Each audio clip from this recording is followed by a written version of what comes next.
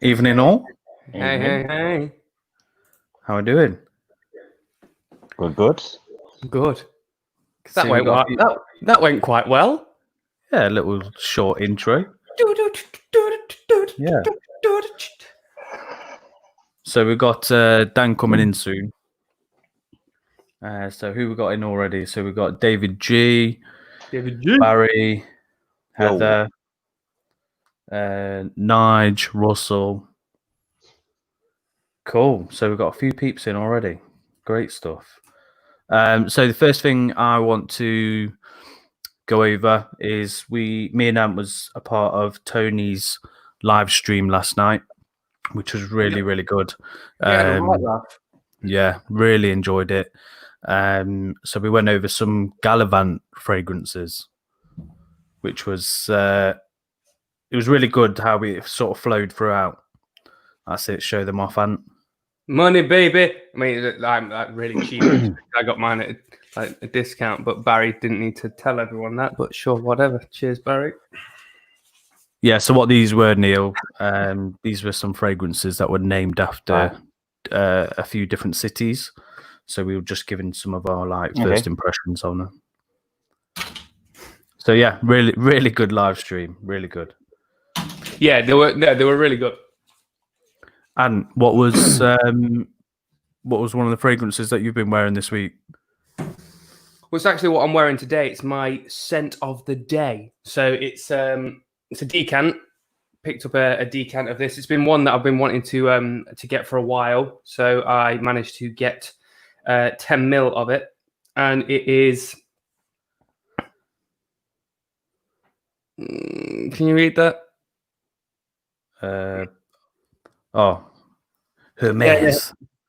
Terre de Hermes. Terre de Hermes by Hermes. Terre de Hermes by Hermes. It's the EDP. So it's like a really... the delivery company. Huh? By Hermes, yeah? Yeah. By Hermes, cool. Yeah. Hermes. But yeah, that is the EDP. So really nice, kind of like a burnt orangey type of citrus, and it lingers for a while. So it's really nice. Oh, we've got a guest. We've got someone in the lounge. Heather's gonna be happy. Should we get him in? Let's get him in. Hello, big boy. Right, all right. Can you hear me all right? It was like Noel's house party. It's a fucking house party here today. Those little bastards upstairs. Fuck's sake. Well, anyone had the pleasure of having to wipe a 4-year-old's arse at fucking 9:30 at night? Oh, I love my boys. You need to sort them out. My sound's not very good. Give me a sec. We were just going over some fragrances. Who's let this fucking bum in? Who's this guy? Nick's been here the entire time, mate. Come on. Oh, it's Neil. Yeah, wait. Sorry, mate. I found myself searching my pocket for change for you then, mate. Have you got any though? No. Send it over. Need a haircut. Need to pay for a haircut. It's I've got mine booked in, mate. Yeah, me too. Yeah, mine is as well. Getting too long. So who we got? Who we got on? So we got Barry's in, Heather. We got Russell, Nige. Who else we got in? David G. David? David G. We don't know David from. There's many Davids, Dan. Yeah. So go on, Nick, catch me up. Nick, so we've just been talking about what we did yesterday. So we jumped on a live stream yesterday to review some of the Gallivant. Gallivant. Yeah, oh my god, my mind just Oh, went blank there. Yeah, Gallivant I fragrances. caught the last 5 minutes of that.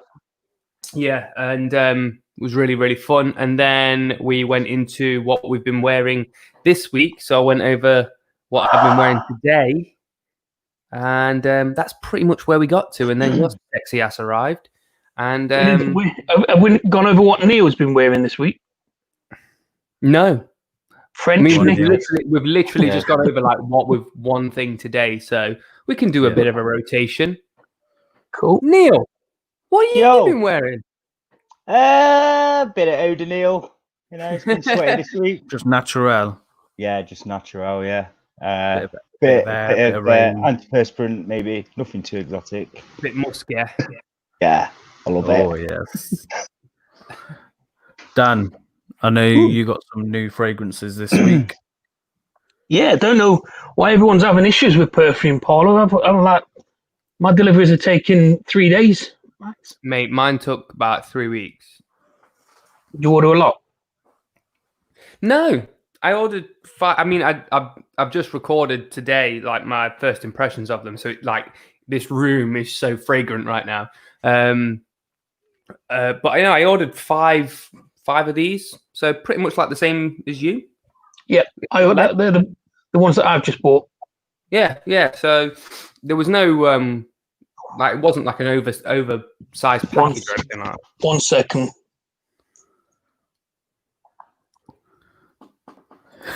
The kids are kicking Here he off. goes. He's just bombed it upstairs. So Dan's gone. What have you been wearing today? Today, what did I put on today? Oh, I put Los Angeles on today. I wanted to test that out a bit more. So I think I enjoyed it a bit more today than I did from what I was saying last night. So I don't know whether that's due to the weather actually full on pissing it down today. But yeah, I really enjoy it. I'm not sure whether it goes up on my list, but yeah, still really like it. Really nice. Cool. Anything else? What about the rest of the week? What you've been wearing? What did I wear? I put on the Chronic again, Byron Parfums, because I was doing a review on it, so I wanted to test that out just so I got a bit more out of it. What else did I have? Bleecker Street. So I got the Bleecker Street on, so I wore that for work. I love my Bond number 9 Bleecker Street, nice and fresh. It's a bit green, isn't it? A bit green. Yeah, very green, very earthy as well. Mm. Yeah, it's one of my favorites. What else did I have on? Oh, Prada L'Homme. I had a bit of Prada L'Homme. Not worn it for a while. Started to collect some dust on my cabinet. So yeah, thought I'd give it a little squirt. Oh, cheeky boy. Yes. What else am I wearing? So I've got this bad boy. Mont Blanc. Mate, I can't get enough of this. I absolutely love it. Even in like mega high heat, like I love this. Yeah, it works. I don't care if it's a clone. I don't care if they say, yeah, but it's a cheaper vet. I don't care. I don't care because I think I like it better, if I'm being honest. So we got Sancho and Scott in. You right, guys? Yeah, guys. And then the last thing that I've been wearing, simply because it was like I had a shower later on in the day on one of the days, and I knew I was going to put something on that was only going to last 1 hour or two because I didn't really want to be stinking my bed out or anything like that. So I put this bad boy on. Zara, yeah? And yeah, it's wicked. It's really, really citrusy. It's really nice. And it's leading me on. I bought 3 more Zara fragrances off the back of a review that I watched from Steve from Frags for Riches. So I've got those coming soon, which should be quite nice. Should be next month.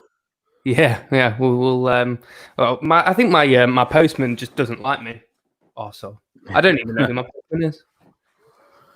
Go on, Dan. Tell us what you've been cracking on this week. I'm waiting to see a little bit of snot dribble out of Neil's nose. Hello, Blair Witch. Blair Witch, he said. David G. Oh, Dan, Yes, Dan, just before you start, David G says, "Make your Zara decision even harder." I think this is about a $5 for 100 mil at the minute on Zara. That's It's decent. on sale. So Ooh. Now, sensible pricing. mate, it's really cheap at the minute. I mean, when I bought that was only about a tenner. Do they do it in a 50 ml bottle? No. £5. Mate, but the thing is with those ones, because they don't last that long, you'll end up like reapplying it throughout the day, so you get through it quite quickly. Sancho, I can't shave my head, mate. I've got fucking huge ears, a big old fat head, and I've got calcium lumps on the back. So fuck it. I'd look like I belonged in a mental home. Plus, I'm a fat fucking prick. If I shave my head, I'd look like Fester Adams. Anyway, so this week, I was trying out all the fragrances that I bought. I sampled some of them last week on the live, so I've been trying them out this week. Tried a different one each day. I think I really like that clone of Creed. Really like that. The Avalanche. Yeah, the Aqua di Gio one. I like that one. Nice. Oh yeah. And what was the other one that I liked? That scintillating was nice. Isle of Vert. Oh yeah, Green Irish And Tweed, that one. Yeah, that's it. Yeah, and that's another Creed one, isn't it? Do you like that? Yeah. Yeah, I thought it was quite nice, yeah. I wouldn't think that was up your street, mate, considering it's quite earthy. Yeah, The Perfume Parlour one's really good though. to be honest, I enjoyed the Perfume Parlour one. the only one I didn't like is that Golden Agar, which is that Ode Wood? Ode. Ode Wood. So we say it nuts, isn't it? Ode Wood. Yeah, I don't like that. Don't like that at all. And we reviewed that, didn't we? Some months back, maybe last year. Yeah. I didn't like it then. I don't like it now. I love Shit. Oud Wood, mate. Love it. So yeah, I was just trying them out this week. Dan. Yeah, had Aqua curly di hair. Gio. Yeah, it goes everywhere, Heather. It's curly all the way, including the back, if that does anything for you. Goose. Lord. Goosey boy. Got Eve here as well. Hi Eve. Goose is in the house. Cool. And do you want to start with one of your topics? Sure. Okay, so I've been looking into a lot of stuff. There's been a lot of stuff that's been happening this week, movie-wise, or maybe not this week, but over the last couple of weeks. Considering movies aren't being made at the minute and stuff like that, there's a lot of movement happening around. And one of the things, I suppose it's just because I'm a bit of a fanboy of it, is the Flash movie. So for those of you that have seen Justice League will have seen Ezra Miller playing the Flash. He is getting his own solo movie, has been getting his own solo movie for a very, very, very long time now. There's been multiple director changes, script changes. There was a point where the movie was going to be completely canned. So there's been a lot of movement on this movie.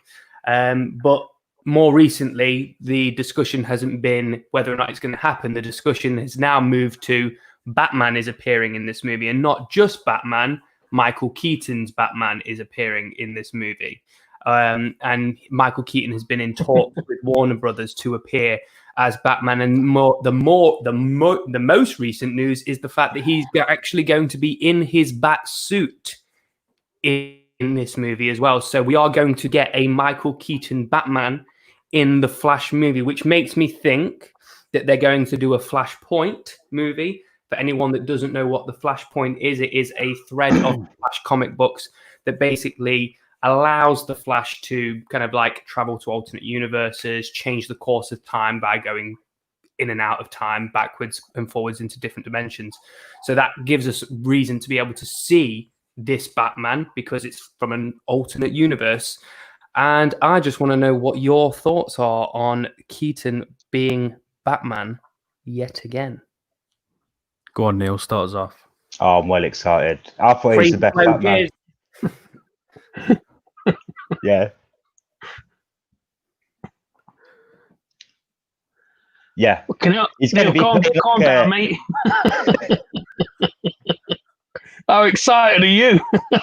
Guys, just come. Yeah, like it's going to be great to see him. And the type of role that he's going to be having as well is going to be like a Nick Fury type character, isn't he, for the DCEU? So I think that's going to play out really well. What about you guys? Yeah. I'm really looking forward to it. Go on, Dan. Yeah, I'm the same. I read it earlier this week. And I thought the moment I saw it, I was like, "The fuck are they doing?" Then I read a little bit about, playing the overlooking role like Fury. But yeah, bearing in mind what we've just seen Affleck doing, bringing them all together, and then like go to the alternative universe. Keaton's done exactly the same thing and he's overlooking them. I think it's going to work really well. But and also Keaton, I think over the last couple of years has really found that magical touch again. His acting just seems to be on point at the minute, and I think it's brilliant. So I think it's the right time if they were ever going to bring someone back, he'd be the person to bring back. And I think I hope they keep makes for a good watch. Keep him that sort of dark, mysterious Batman, and don't start putting one-liners in there like "I'm Batman." I don't want none of that. I want it to be similar to the original two. For me, anyway. Yeah, I've got a massive soft spot for Keaton. He's my first kind of real Batman. So like it's kind of like your first James Bond will always be your James Bond. I feel like the same is the same for Batman. Don't get me wrong. I think that Affleck is probably the best suited Batman I've seen, but Keaton will always be my first Batman. So I just can't wait for it, simply just for the nostalgia feels more than anything. Seeing him in that bat suit from Burton's Batman and then Batman Returns, like I would just be like, it will make me go mad. They need to keep the same suit as well. Don't upgrade it or change it. Yeah, don't put nipples on it. Just do not put nipples. We'll get onto that soon. We'll get onto the nipples soon. But I think it also lends into Batman Beyond as well, because there's been a lot of rumors throughout the years of what you can do with Batman, and because of we've had like previous iterations of Batman, with Batman Beyond being in the future, and you can have an older Bruce Wayne being the mentor for the new Batman, you could use Keaton as that. So I think they're probably like combining the two ideas together in bringing him in for the Flashpoint. So they get Flashpoint and do it without having to bring in maybe like Thomas Wayne or anything like that. And they can do it as a mentor kind of thing, like in Batman Beyond as well. I am a little bummed about Jeffrey D. Morgan, though. I'm a little bummed about Jeffrey D. Morgan. Because I'm 37. That's still fucking funny. I don't care. Because I thought you would make a wicked Thomas Wayne, as in the as a Thomas Wayne Batman, but that's kind of like feels like that's been sidelined a little bit now. You never know. They could though, technically, couldn't they? Yeah. Right, they could still bring him in. It could just be like, oh yeah, he's not coming, and then here he is. Mm-hmm. Get everyone all amped up. Probably just trying to keep it on the down low because so much stuff's coming out. Yeah, I mean, like I tagged you in a picture earlier on of what he could potentially look like, and he looked absolutely badass. So yeah, I mean, I hope that there's room for that in the future. But yeah, like I said, I'm just interested to see your thoughts on it, really, because that would get me like rock hard. Yeah. Well, hopefully it goes through. Like Sancho said, it's not fully finalised, but the fact they're having talks, obviously, he's interested. Mm-hmm. So that's good. Could it rescue the DCU and maybe put it on par with Marvel eventually, or do you reckon it's going to be that game changing? Well, I think mate. Yeah, it'll take a while, but I think they just need to not concentrate on competing with Marvel and just do their own thing. Yeah, I think that's probably going to be the important thing. Like they did with Joker, that made $1 billion, and that was because they were going their sort of own route and not trying to copy the sort of Marvel formula. So, yeah, just stick to doing their own thing, and I think that works better. Do you think that if DC follow on the trend of making darker, more 18 rated films, that it'll be even better? Do you think they'll make even more money? Obviously, they won't get the numbers in the cinema because you can't get the youngsters in, but I think still makes money. I think the director of Joker mentioned that DC doing a sort of side version of where they were all 18 films, very dark and being quite faithful to the comics. So I'd love to see it. But I don't know if it is quite a dark universe. Like when you look at like the characters and when you look at the story arcs and stuff like that, especially Batman. Like Batman in himself is a super, super dark character. Everyone loves Batman because it's Batman, but like he is complex and dark as hell. Just wanted to. What was the rating? The age rating on Avengers? It would have been 12A, was it? Yeah, was it 12? Yeah. Because I thought that film itself was quite brutal. There's quite a lot of violence in that film for a 12. But I think you can get away with more that it's kind of because it's comic book violence, because it's kind of like fantasy violence. You can get away with that these days. A lot of films have been reclassified, haven't they? So they've been knocked down from 18s to 15s. Yeah, you don't get many. What if DC went in at about a 15 rating then with their films? I don't think they would. I think that they need to go for the more mature audience. It works with them. But even still, like Deadpool. Look at Deadpool. I know we're going from DC to Marvel here, but it works with Deadpool as well. Like just because that they are comic book, they're comic books doesn't mean that it's only going to appeal to children. Was Logan an 18? Logan was an 18. Yeah.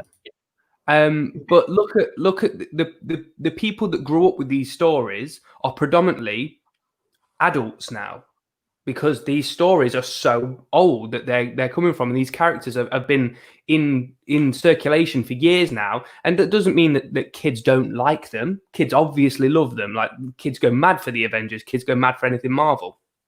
But there are just as many adults that are 10 times more faithful than a child would be, and a hell of a lot more likely to spend some money because it's their own money rather than getting money from mum and dad to go watch it. And Deadpool, Logan, Joker, they're all prime examples of, if you put a film out there that is targeted at a mature audience, they will still watch it. You will still make money from it. Yeah. Hi Claire. Hi John. Thanks for joining us. I suppose it just depends on how much money you want. Yeah, me, exactly. I'd be happy with. I'd have 20 grand. Mr. Hughes is here. Andre, thanks for joining us, Andy. Thank you for this beautiful mic. And do you want to drop Mr. I didn't even notice that, Nick. Podcast down in the comments? Do you want to drop his podcast down? No. Yeah, of course I will. Right, okay, so the next... Should we do the game, or should we go on to another topic? Go to another topic. We've got quite a few. Yeah. Okay, so let's have a look what I've got. So one of the ones that I have is that they are now doing a Dark Turtle series. So the concept that they're doing for this is that it's going a bit of the Last Ronin sort of comic, and this is where all the turtles have died bar one, and this turtle's obviously after revenge, but what you won't know throughout the series is which turtle it is. So he has all the weapons, he has everything, and then it will just be going through episode, and the sort of mystery is which turtle is this, by picking up the sort of personality and stuff like that. Is that going to be animated? No, live action. Really? Okay. Yeah. So what's your thoughts? What do you think? Would you watch it? Yeah, I would definitely watch it. Yeah, it's turtles, isn't Would it? it work?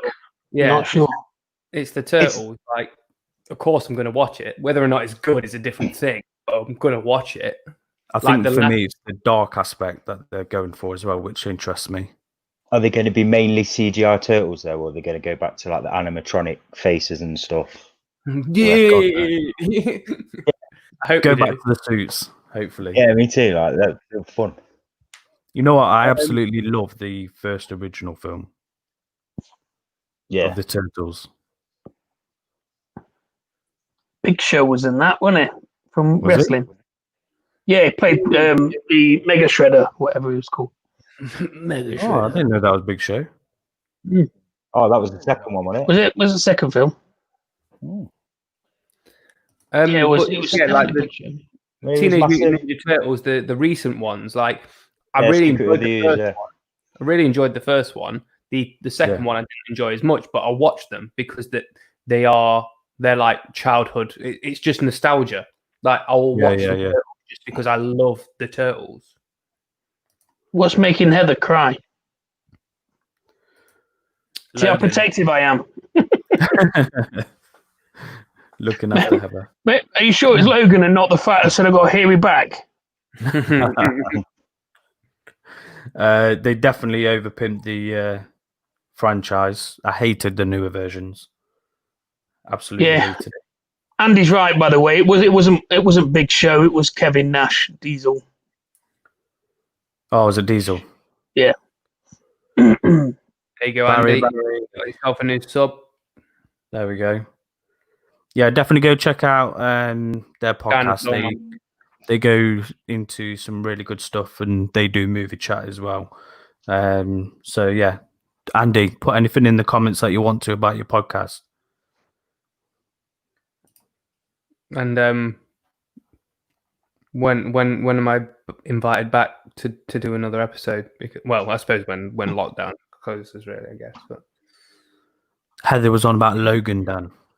Okay. The end of that made a cry. To be fair, when he got to the bit where he's putting the cross, I felt like a little lump coming when he sort of moved it.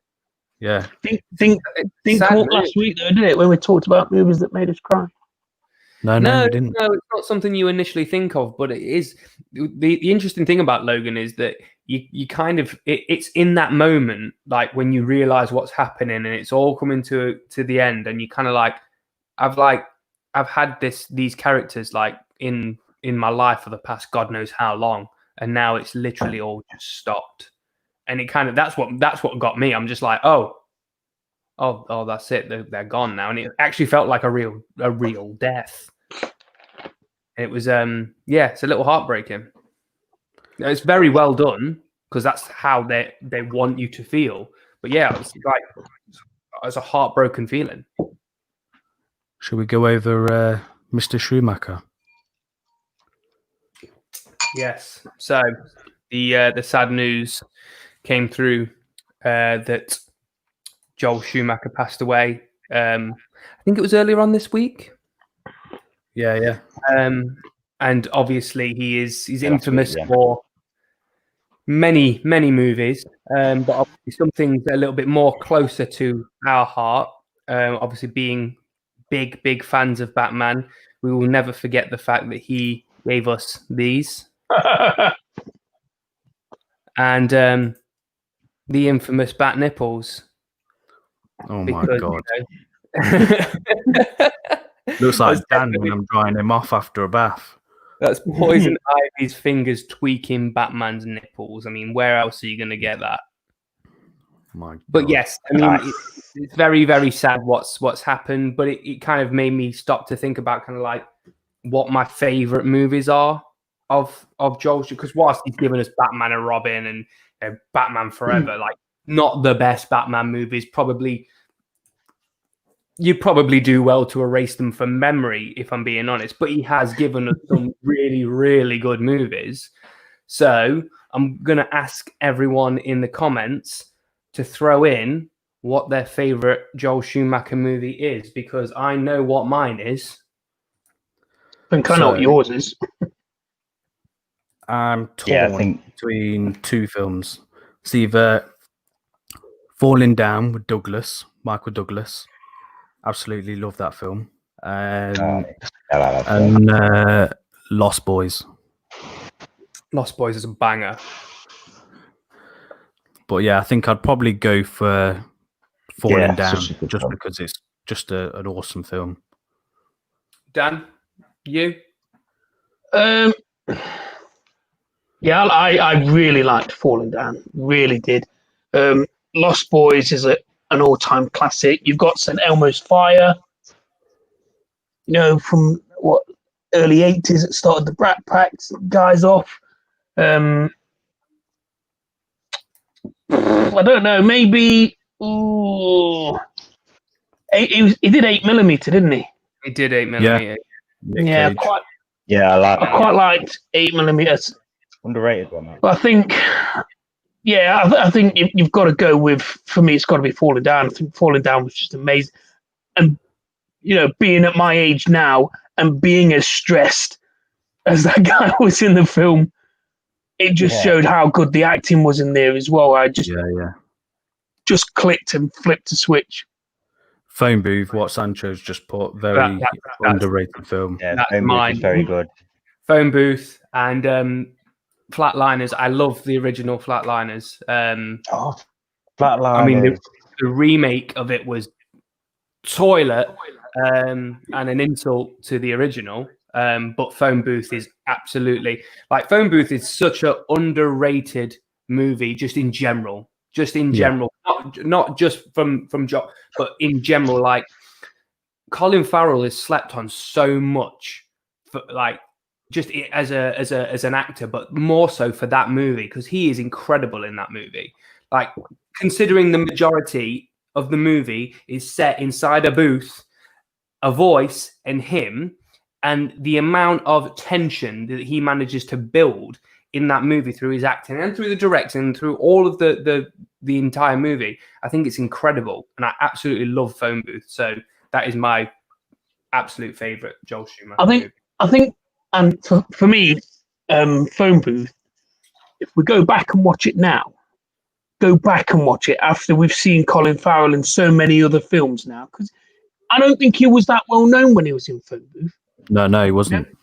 And if you go back and watch him in Phone Booth and see how powerful his acting was, you know, all the emotions that he went through in that as well. So, yeah, I think people will appreciate the film a lot more now if they go back and watch it. It's definitely on my list of films to watch again.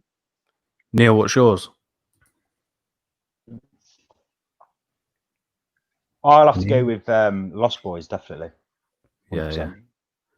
Definitely. I think also, just back on Colin Farrell, I think what makes him even a better actor is that he completely hides his Irish accent. Yeah. And he doesn't sound like a phony when he's putting on a different accent in the film. And I think that's... I could always sort of hear it, though. But it's not I could prominent. always hear it. Yeah, he's probably got some twangs going on in there, but I think he just he's a solid actor. Yeah, I think I rate Colin Farrell. I would recommend not any Colin Farrell movie, but most Colin Farrell movies. We'll stay away from that. I thought you said I'll break Colin Farrell. Me, I'll break that bitch, right? The only movie that I say the only movie, it's not the only movie. The only movie that comes to mind is that I can't understand why it was made, but two, why he was in it was Daredevil. Like, with him as Bullseye in Daredevil was just... He was still good in it, though. Yeah, he was good. He was a good villain, a really good villain. He wasn't, though. I'm not going to get into it. The whole movie was shite. Like, it was just the worst. It was like sprinkling turd with glitter. It was the only thing in that film that made it worth watching. Exactly, yeah. That's what I mean. It was a Brian shit film. says number 23. Is that the Jim Carrey film? Yeah, Yeah, number that's- 3 is a weird movie. That is, Yeah. that is one of those where it's kind of like, oh, it's Jim Carrey. Oh, okay. it's a film that could have been so much better than it Yeah. was. Yeah, definitely. A few mentions of In Bruges there. Definitely a good film. In Bruges is fucking Yeah, classic. In It's Bruges so is funny. amazing. You bunch of elephants. Yeah, in Bruges. Oh, Great. my favourite line from In Bruges is where he goes, "You crossed the fucking line." Oh, hang on a second. I know I'm just jumping ahead here, but speaking of Colin Farrell, Oh yeah. what do Oh, we yeah. think? Hi, Bex. Right. What do we think of Colin Farrell playing the Penguin in the Batman movie against Arbats? I think he would do well. Well, I don't that's think he would have insane. accepted it unless he could do something with it. Because of It's how certainly not going to be Danny DeVito is fucking in there. DeVito, is it? No, Do you think they're going to prosthetic him up with his pointy Yeah. nose, or do you Yeah. think they're going to kind of give him a sexier look, a sexy no, penguin? he won't be sexy penguin. They'll get him in prosthetics, definitely. Yeah, Can you imagine? Yeah, I think it would defeat the object if you've got Arpats looking sexy and then you got Farrell looking sexy as fuck. You have a snitch off at the end. and he keeps his Irish accent. Well, Irish Batman. thing. You Alex. But yeah, I think he will smash it. Yeah. Standard. Caboose. Dan, what did you think to Farrell in Fantastic Beasts? I quite liked him, to be honest. I think he did well in that. I didn't know. I didn't know anything about the film, about the story, Fantastic Beasts, before it came out. Obviously, I knew everything about Potter, but I didn't know where they were going with the character. So yeah, it was really good. Andy, He's as horny as DeVito. There's not a being on earth as horny as DeVito's penguin. He was mega horny with his little Mate, flipper trick. Like I used to watch that movie when I was like waist height. yeah, we I don't can't talk about that. Yeah. I can't believe looking back and how vulgar he is in that. I cannot believe my parents let me watch that. Like, I just can't believe it because it's filth. It's just utter filth. And Michelle Pfeiffer, my gosh, she looks incredible in that movie. In that character. He makes me laugh how he's just like staring at tits and just like he's having the right like time, he was. He's like that nowadays in It's Always Sunny in Philadelphia. Like he still plays that dirty old man. He does it really well. I still loved it though. It was amazing. So what did you guys think of the Gotham show Penguin? Right, okay, so I watched all of Gotham. I really like Gotham to start off with. I kind of lost it as it kind of went through the mid, and then I just thought, no, I'm going to have to rewatch, like, plow through. But I think he did okay for Penguin. He was a bit of a whiny bitch throughout it all, but it's kind of like his origins, kind of like moving up to what the Penguin becomes. Is like all of it feels like all of it is an origin story, just spread over. I think it's like 6 or 7 different seasons. But yeah, it's an interesting take on it because especially the villains as well. Because when you see a villain, especially one as infamous as Penguin, you kind of feel like it's like he's always been this way. He's always been powerful. He's always been a bit crazy. He's always been the leader. So it was what Gotham did, which was an interesting take on things, is you get to see these villains literally rise up from nothing to what they become in the future. The timeline of it is a bit weird because Bruce Wayne is a child in it, yet you've got the Penguin and like the Riddler and the Joker all kind of there already, but they don't. The reason that they're there is because Batman exists and Batman doesn't exist. So why are they there? So if you can get past that, which took me a while, don't get me wrong, took me a while, then it's fine. But yeah, I think he did a good job. Getting back to it, I think he did a good job. Yeah, it was a nice different take. quite original for them. So Eve's parents fast forwarded the penguin scenes. That's solid parenting. Mine just left me in front of the TV to watch it. I fast forwarded through all the penguin scenes in March of the Penguins. Made it so much better. Poor Johnny Depp got the shit end of the Fantastic Beasts because of his ex, accusing him of being an abuser. Mm. Yeah, Amber Heard went in on him, didn't she? Oh God, yeah. Well, it's turned That around being- on her that being now. hasn't it? That didn't fucking play out very well, did it? No. That being said, I still thought Crimes of Grindelwald was absolute toilet. So like, it's not just the fact that he got the shit end of the stick for that. It was a terrible movie. So I mean, me and Dan will disagree on that one, but it's okay. We're cool. It's all love, baby. It's all love. Yeah. all love. Oh, baby. Right. Okay. So should we do the game? Let's play a game. Let's do So the game. we've got a movie game. Yeah, so when we did the review the other week for Payback or The Debt Collectors or Debt Collector 2, and it's got different names in different regions. So I thought, well, let's see what other films have got different names in different regions and see there are some funny ones. So we put a little bit, haven't we? Yeah. Yeah. So what we'll do is we'll say the name of the film, and you've got to guess what the English version of this film is. Yeah. Yeah. So it's going to be be the foreign title, and drop a comment in terms of what film you think Neil is saying. So all of us are going to have a few films each. So yeah, let's see who can pick up the film. So I've go got on, Neil. fucking badass one I've just thought of. Just let you know, guys. No, some you've of these are absolute belters. Okay. Dan, Some of these are belters. Yeah. Have you seen in the private chat? You can see the films we've got listed. Yeah. Oh, can you? Dan, Yeah, just yeah. before we So start, you've got your name next to them. Before we start, Andrew Hughes, Crimes of Grindelwald is a crime against cinema. Such a terrible film. Let's Mm. start. Yeah, don't forget to check out that cunt's podcast, will you guys? Fucking can't wait till we get out of lockdown, mate. I've got words for you in the office. Great. Fucking baby-faced knobhead.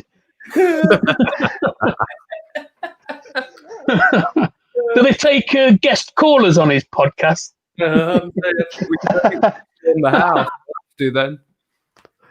I've got Right, ready nothing for- in private chat. What's going on? yeah. Look over to the left. No, I've got it's- nothing in there. Yeah. So the first one, I'll just Yeah, go on, reset. Neil. Start it off. is The Teeth of the Sea. The Teeth of the Sea. Oh, Nick, that was very Oh. clear because of that mic. We're starting very easy. Okay, I see it. I've got another one to add in there, by the way. Yeah, go on. Pop it on the bottom here. There we go. Barry's got it. We have a We've winner. got it. Yours. Jaws. Jon Snow. I hope no one's Yeah. Googling these, by the way. I hope no one's Yeah. Googling because you're only cheating yourselves. Out of our Right, amazing okay. prize. So I'm going to go on my one. So mine is I'm drunk, you're a prostitute. Now remember, these are the names for films. That is literally Dan on a Friday in a pub to any barmaid. That is literally what this movie was called in a different country. Yeah, in I'm drunk, you're a prostitute.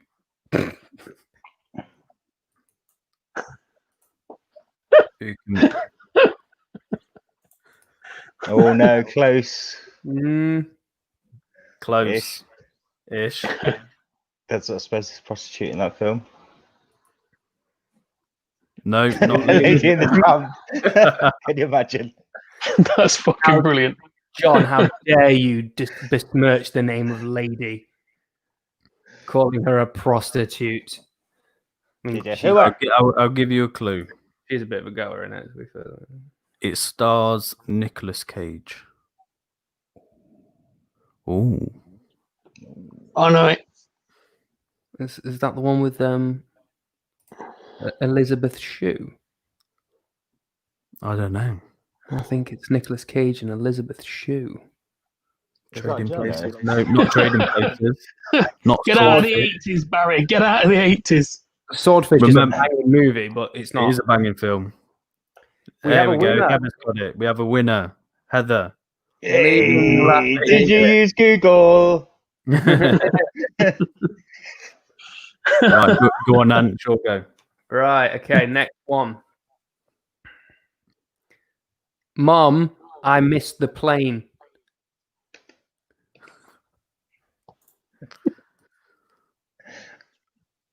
Mom, I missed the plane.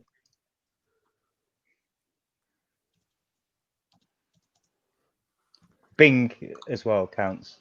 Not Can't use Bing either. ask Jeeves Yeah, either. Or Yeah, Jeeves. no good. Is Jeeves still about?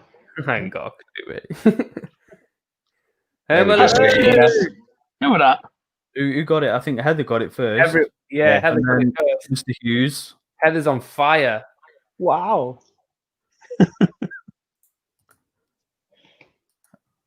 Frag dictated. Mr. Tony. Go on, Dan. Do you want the one that I've remembered from my childhood? Go on, then. Well then. One night. You've probably never seen the film. The American name for this film is Sorority Girl. Gonna make myself sound like a right dirty bastard. Sorority Girls and the Slime Ball Bowlerama.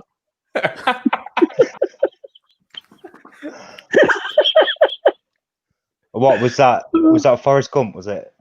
I just remember it came. I saw it around the same time. Can you remember the Freddy film that came out that was in 3D? Yeah, Freddy 3D. Freddy's dead. Yeah. So I got it. One of my mates had Freddy and this film on the same VHS. Had it on long play.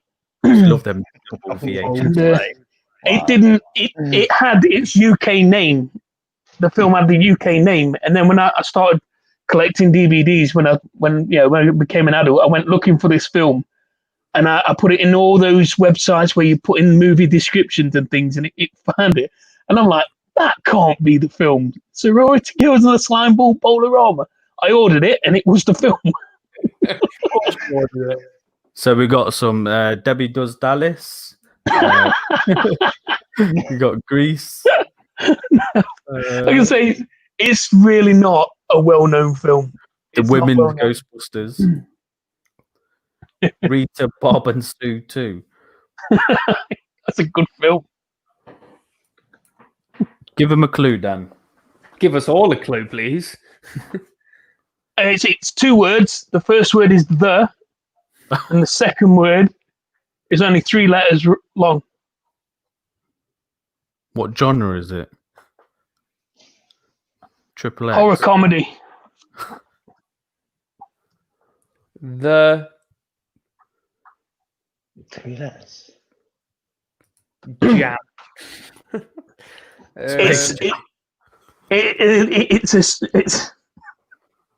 a small mischievous devil.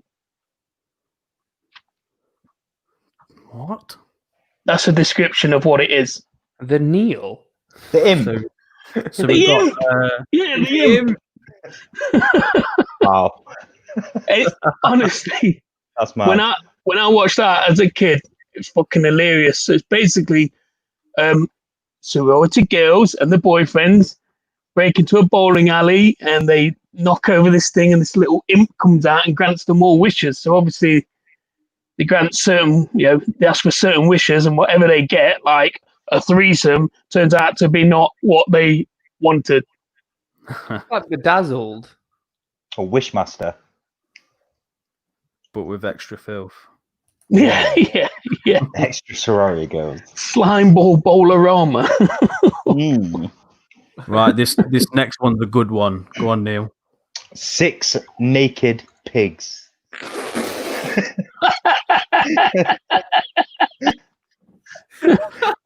can't believe some could call this movie. Oh. 6 naked pigs. 6 naked pigs. Oh gosh. It's nothing to do with an actual pig, right? Okay, just throw that one out there. Or policeman. I don't think.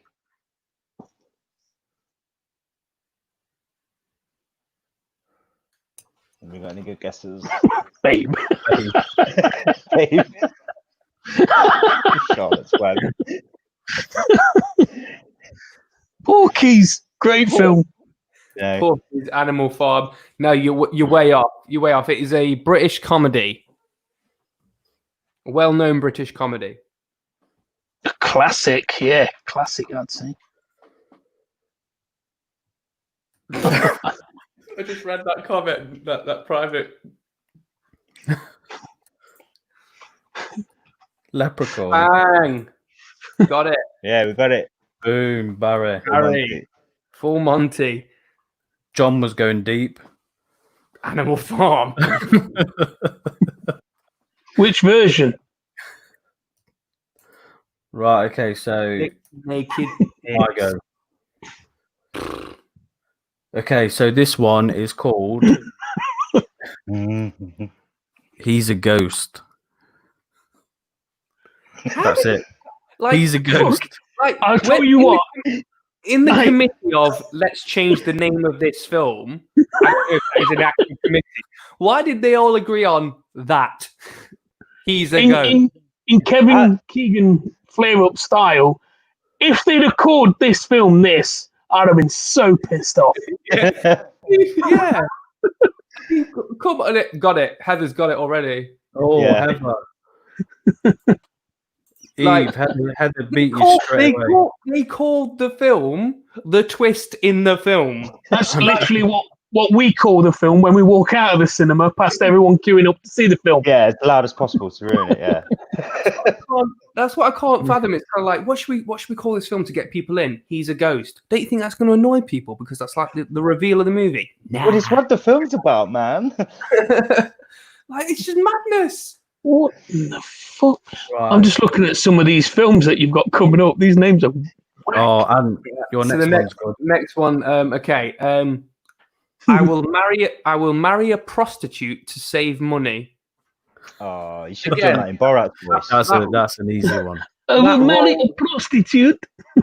That To rolls save money. right off the tongue. That one does, doesn't it? I will marry a prostitute to save money.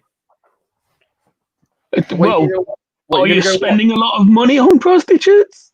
There we go, Nige. what? There you go, Nige. Yeah. What's that? Pretty Woman. Pretty Woman, straight on Nice it. one. I hope Right, that's what you woman. meant. Not like, like Pinky Willy or something like that. Pinky in the Brain. Pinky in the brain. Right, go on, Dan. In the brain. My turn. Yeah. Oh, let's go with Electronic Murderer. But it's not got the same ring to it, but sure. I think it sounds better than the original. Electronic Murderer. And its sequels. Yeah, Wedding Planner. You're all right, Barry. Yeah, not bad. Oh, Eve Ooh, was fast you on got that it. one. It is Terminator. Yeah, the Terminator. If you didn't see last week's, Can you imagine that line? I am an electronic murderer. That's what I do.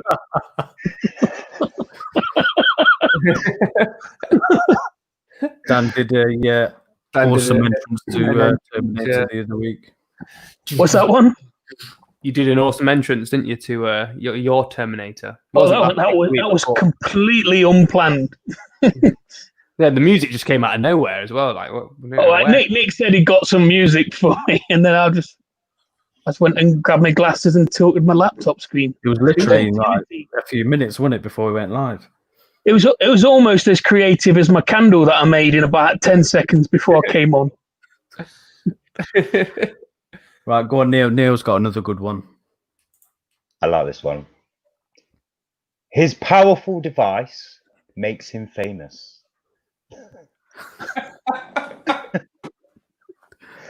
I think the same person that did the name for Sixth Sense did the name for this one as well. Like, did the translation. So his powerful device makes him famous. I'll be impressed if anyone gets this. Yeah. I need to close. I need to close the boot for the plug package. Universal. Well, I Three think, prong. Mr. Ron's in trouble at the minute. Oh, yeah, I've been seen naughty him boy. What's he done? Oh, he's Oh, on he's it. got it. Boogie Nights. Boogie Nights. Smashing Yeah. it. Mr. Hughes gone on the Juice Bigelow. Juice Bigelow, yeah. Great Love movie. that. Anything with bend over. Bambi. Bambi. Nice. Right, okay. My one is pigs and diamonds.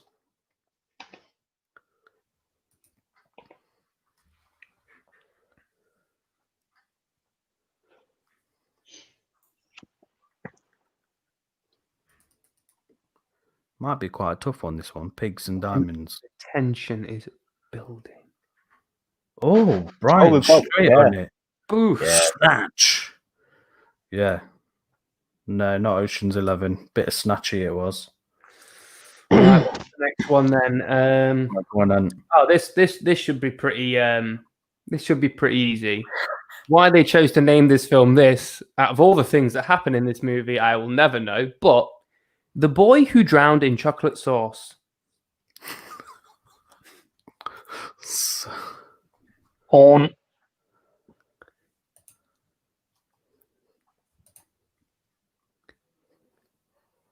The boy who drowned in chocolate sauce.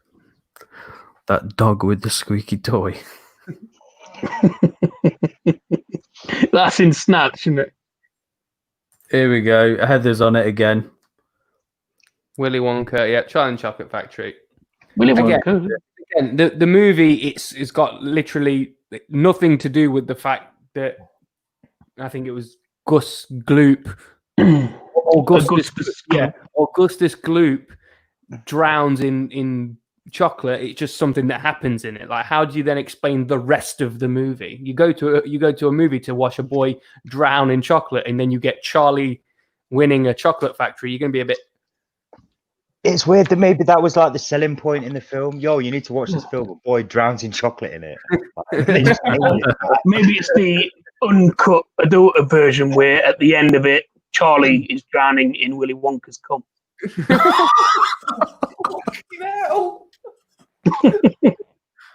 Mate, Maybe that's just the version I saw. Oh, we God. have to watch it. That was disgusting. Gene Wilder would have been like the fruity wallpaper. Right, okay. Dan, you're up. Oh God, quite descriptive of me. One night, big belly.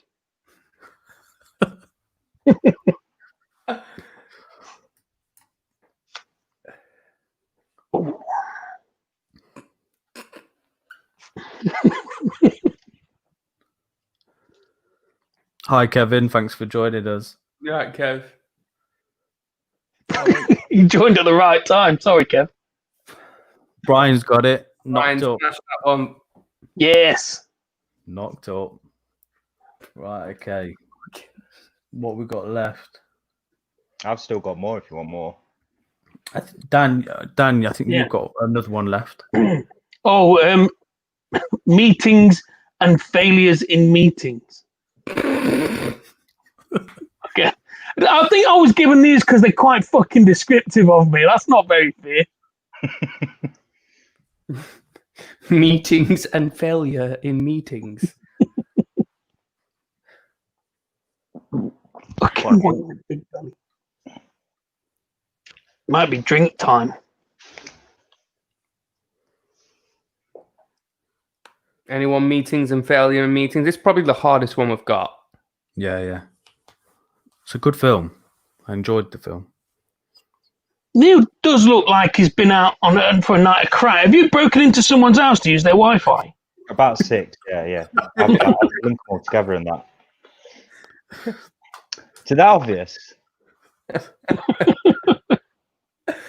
Oh gosh, how to lose friends and alienate people? No, close, but I mean it's not close, but It's nowhere near. Gary Close, Ross, but not close. Should we give him a hint? Dan, one of yours? No, not Simon Pegg one. Bill Murray's in it. The director was in The Godfather Part 3. That's- What fucking obscure kind of clue is that? it's like The film title has words in it. here's a clue: the actors have heads. Yeah, all of them as well, without exception. There we go. Barry got it. Lost in translation. Yes, meetings and something else about meetings. Failures in Failures meetings. in meetings. Lost in translation. I really like that film. Is that the one with Scott Johansson? Groundhog Day's a great film, by the way. Andy's just mentioned it. Which film? Yeah, Groundhog Day. Groundhog Day. Oh yeah. Which film? Very good. Oh, I feel like I've seen it before. Groundhog very Day. quick. Right, I'm going to go and get a drink and come back. Go get a Yep. drink. And do you want to start us off on another topic? I'll be back in a sec as well. Sure. Yeah. I'm just gonna go. Okay. Sure. Let's dive into the treasure trove that I've got of topics. Okay, so we'll talk about this one because I think that it's an interesting one. That Jamie Foxx has recently, I don't know if he's tweeted it or he put it on Instagram, but he put it on his social media of him training for his up and coming role in a Mike Tyson biopic. And it got me thinking about how this is going to go, because I don't know if it's been confirmed that it's going to be solely about his like boxing career, or if it's kind of like a life story.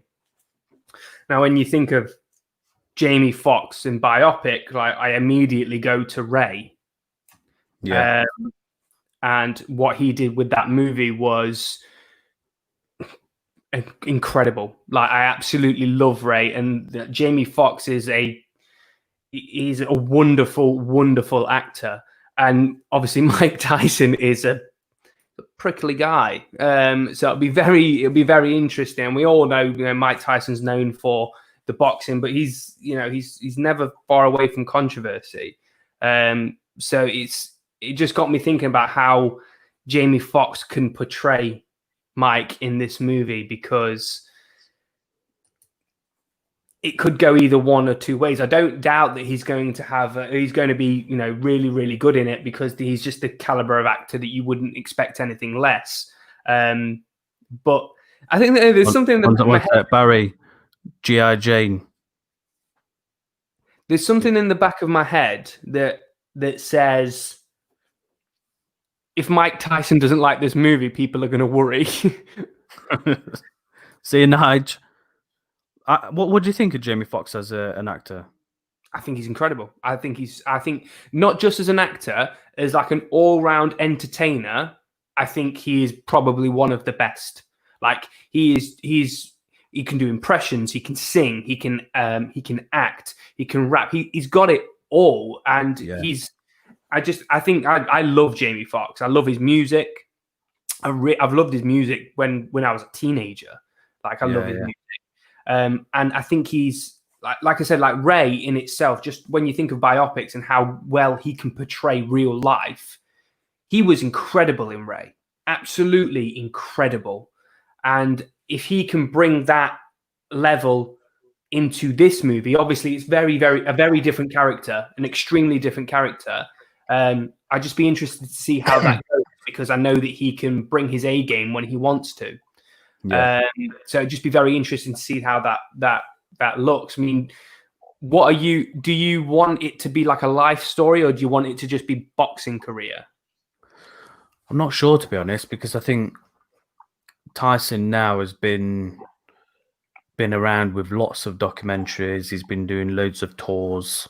So yeah, I think I'm not sure what I would want from it. I'd like to see it go a bit more in his early years where he was struggling, and where he was getting trained up by Cuss, and him having to adapt to people being nice to him, and him not have to go out and rob a few people to earn money. So I'd probably like it to be more of the early years rather than the later years where he's a champion and taking drugs and what have you. So a rapist. Yeah, and him to build himself up. So Yeah, and that with Mike Tyson's career being so controversial, it makes me think, like, is it going to be about that that part of his life? Is that going to be included, or is it just going to be a segment of his life? Because he is, I mean, you've seen interviews of him where people just randomly bring up the fact that, I mean, there's one interview where he's being interviewed and the guy talks about the fact that you're a convicted, rapist and stuff like that. And he, on live TV, starts calling the interviewer like a piece of shit. He's like, you're a piece of shit, you're this, that, and the other. Like, and he's got no filter. So and I imagine right now, if you ask Mike Tyson about the fact that he's a convicted rapist, he is not going to be happy about it. So is that something that's going to be portrayed on the screen? Probably not. And if it is, how is that going to sit with him? Excuse me. You know what I mean? So I'm interested in it because Mike Tyson's an interesting character, just in general. Like he's led. They did a Tyson film in the 90s with Michael J. White. Yeah. It was a straight to TV film. That's the first thing I ever saw Michael J. White in. Yeah. Pretty good as well. I don't know. There's a couple of things for me. So, if you're going to do a biopic of, is that the last? Is this the first thing you spoke about since we disappeared, by the way? Yeah. So, with Tyson, again, Jamie Foxx is an incredible actor, but there's something about Tyson, his image. Jamie Foxx can go through as much training as he wants. He is not going to look like Tyson because he has not got the width. He's not got the width. He's not going to have the neck that Tyson's got. I don't think he's going to sell it. I don't think he can sell it. He'll put the voice on. He'll be able to do the voice. Yeah. And then there's the other aspect of, like we've already been discussing, what are they going to cover? If they cover up to him becoming a champion, I think it'll make for a good film. If they try and make it beyond his champion years, you're treading on very, very, dangerous grounds, because you're either gonna have to bullshit it and get loads of people commenting on the fact that the film's not true to reality, or you're gonna piss Tyson off by bringing stuff up that he isn't gonna want. Yeah, and that's the point that I was making, is that I can't envisage them going from start to present. Like, I can't envisage that, just because of how crazy his life has been and how upset and angry he gets around certain aspects of his past. So for that to be kind of then like glamorized in the big screen, I can't imagine it's something that he's going to sign off on. So it makes me think that it will be like a specific part of his life rather than, where we are to now. Because, obviously he's still alive. So most when you think he will have some involvement in it, because he's pretty big-ish now, doing a lot of his own interviewing podcasts. Have you ever listened to it? Yeah. I watched the interview he did with Eminem, and he just was absolutely stoned. You can't know what he was saying. And everything. Yeah. It was good though. He's armored through the entire thing, isn't he? It is a good podcast. There's a few people that've been saying that Jamie Foxx is being great in Collateral. I don't know if Yeah, I anyone's love Collateral. really, Oh really yeah, good. he's really good in that. Yeah. He was good in Collateral, but for me, seeing Tom Cruise with grey hair, and it just shows Cruise can be an amazing actor for the next 20 years. Because he put a grey wig on. No, Wait a minute. his image. I meant his image. Oh, right. He didn't play a young man, did he? He played an aging man, and I think Cruise. He was Yeah, solid in that as well. I think he He can was continue solid. making films for years. Yeah. Unless he dies doing one of his own fucking stunts, which I think is inevitable. What's Andy put? There's a scene in Collateral where the score booms as they see a fox run across the street, and it's such a beautiful shot in a understated film. Mm. Yeah, I think I know which one you're on about. If they do a good job at it, Mike's current career will be cancelled. It won't happen. Jamie Foxx. I'm just happy because I don't have crazy amounts of money anymore. So I don't have any virtues around me. No one can take anything from me anymore. I'm just so happy. So that's a quote from Jamie Foxx about this movie. What's this? Oh, no, that's quoting Mike Tyson. All right. First, we want to show everybody evolves. Everybody comes from a good or a bad place. And I think that when we lay the layers on Mike Tyson in this story, I think everybody will be able to understand the man's journey and the way we'll place it. Interesting. So it sounds like they've definitely got a well, they'll have a direction that they're going in. It'll just be interesting to see what where that goes. No, thank you very much for adding that detail in, mate. No, it's always good to kind of get that understanding. So don't get me started on this dog shit film. Bohemian Rhapsody is. Yeah, I think that's right, Andy. I think if Tyson's got that involvement, it will leave all the gritty stuff out, just so it shows a better light. So yeah, I definitely agree with that. Yeah, the filmmakers aren't going to want to piss Tyson off, are they? Right. I mean, if there's anyone you don't want to piss off, it'd be Mike Tyson, right? The guy bites his ears off. Like Neil, was it you who sent me? I think it was someone else where Tyson's being interviewed, and he's sort of reminiscing some of his bad times, and he's just like switches, and he tells the interviewer, "You got to leave." Yeah. You've got to leave right now. Yeah, he's talking about his daughter, isn't he? Or his daughter dying, or his son. I think it was his. I think it was his daughter that they accidentally killed themselves, didn't they? Yeah. Yeah. And they were talking about it, and he literally he's talking about it, saying that he got high, he had to get away, and you literally see something in his eyes just go like that, and then he just leans into the guy, and he's like, "You have to leave now. You understand?" And it looks like he's about to eat. Scary. Yeah. I'd have been out of that door so fast. Like, whoosh. Yeah, it looks like he's about to eat him. I agree, Andy. Tom Cruise is awesome. Definitely. I think Tom Cruise is the sort of last of your big A-list movie star.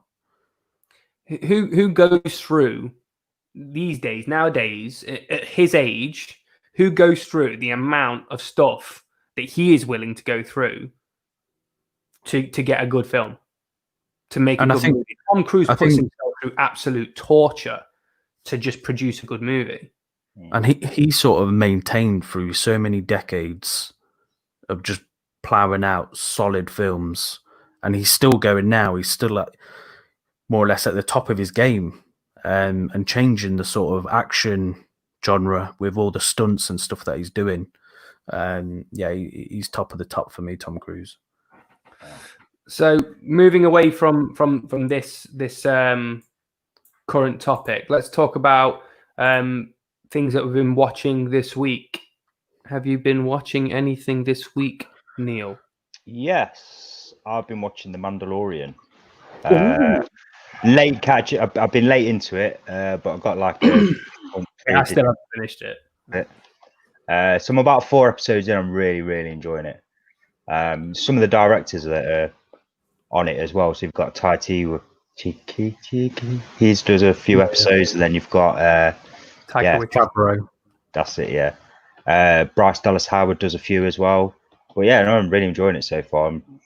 New season's being made at the minute as well, so that should be out by the end of the year, I think. So Yeah, I think the best. I mean, I've only got like 3 or 4 episodes in. I was watching it at a time where I couldn't really concentrate on it, so it was just kind of like background sound, really. But the best way I can describe it is like a space western. yeah, 100%. It feels a bit like the soundtrack sounds a lot like a Tarantino-esque type film. Yeah, I got a Tarantino type vibe, a bit like Old West. Really good. And you've got Gina Carano in there. yeah. Oh my God, she's amazing. And, Apollo Creed. Carl Weathers. Yeah. Yeah, not Apollo Creed. Just for clarity, it's He's always always Apollo Apollo. Creed. He's not Carl Weathers, he's Apollo. Or Or the dude from Happy Gilmore. yeah. The missing All in the hips. Dan, what have you been watching this week, mate? Have you been watching anything new? Not new. No. No, tell a lie. I watched Jojo Rabbit. Oh, you Been finally waiting. Yeah. I've been waiting to watch it for a long time. Finally got to watch it. Great. Much better than I was expecting. Yeah. So yeah, you not seen it? No. No, It's really good. It's very well acted. Tika Waititi's fucking brilliant. Like, how did he make? He's just a genius. How he can make something like that funny. Like, do you know what I mean? Like the whole setting, but it's fun. They're not even Nazi sympathizers. They are full blown Nazis, and he made it into a comedy. Like the bit where they're like, "Hi Hitler, hi Hitler, hi Hitler," and they like make that weird thing where they have to each do it individually. It's like really. You almost got the live stream banned there, Neil. Very close. Oops. Your hand came to about here. Literally, anyone tuned in at that point literally just sees Neil going, "Heil Hitler, Heil Hitler, Heil Hitler." Oh, it's going to be like a video. Of that. Like, 10 years time, I'm going to get cancelled because of this fucking video. I tell you what I've been doing. Is I want something to just focus on. Yeah, we're in the lockdown. I've wanted something that I can just start watching and look forward to watching an episode a night, kill an hour or so. Yeah. So basically, I look through all the stuff that I've already watched. Like, what can I restart? So I restarted Daredevil. Yeah. Okay. Fuck, I forgot how slow that program is to get going. Yeah, it is. So slow. I'm 3 episodes in and I'm still waiting for something decent to happen. Because he builds up into his suit, doesn't he? Yeah. And it just reminded me, because I did a review on season 3 last year, and it reminded me that, oh God, it really has moved on so much. So if nobody's watched it, the first season's probably a little bit slow, but give it a go. See it out, because season 2 and season 3 of Daredevil are really good. Really good. I prefer season 1.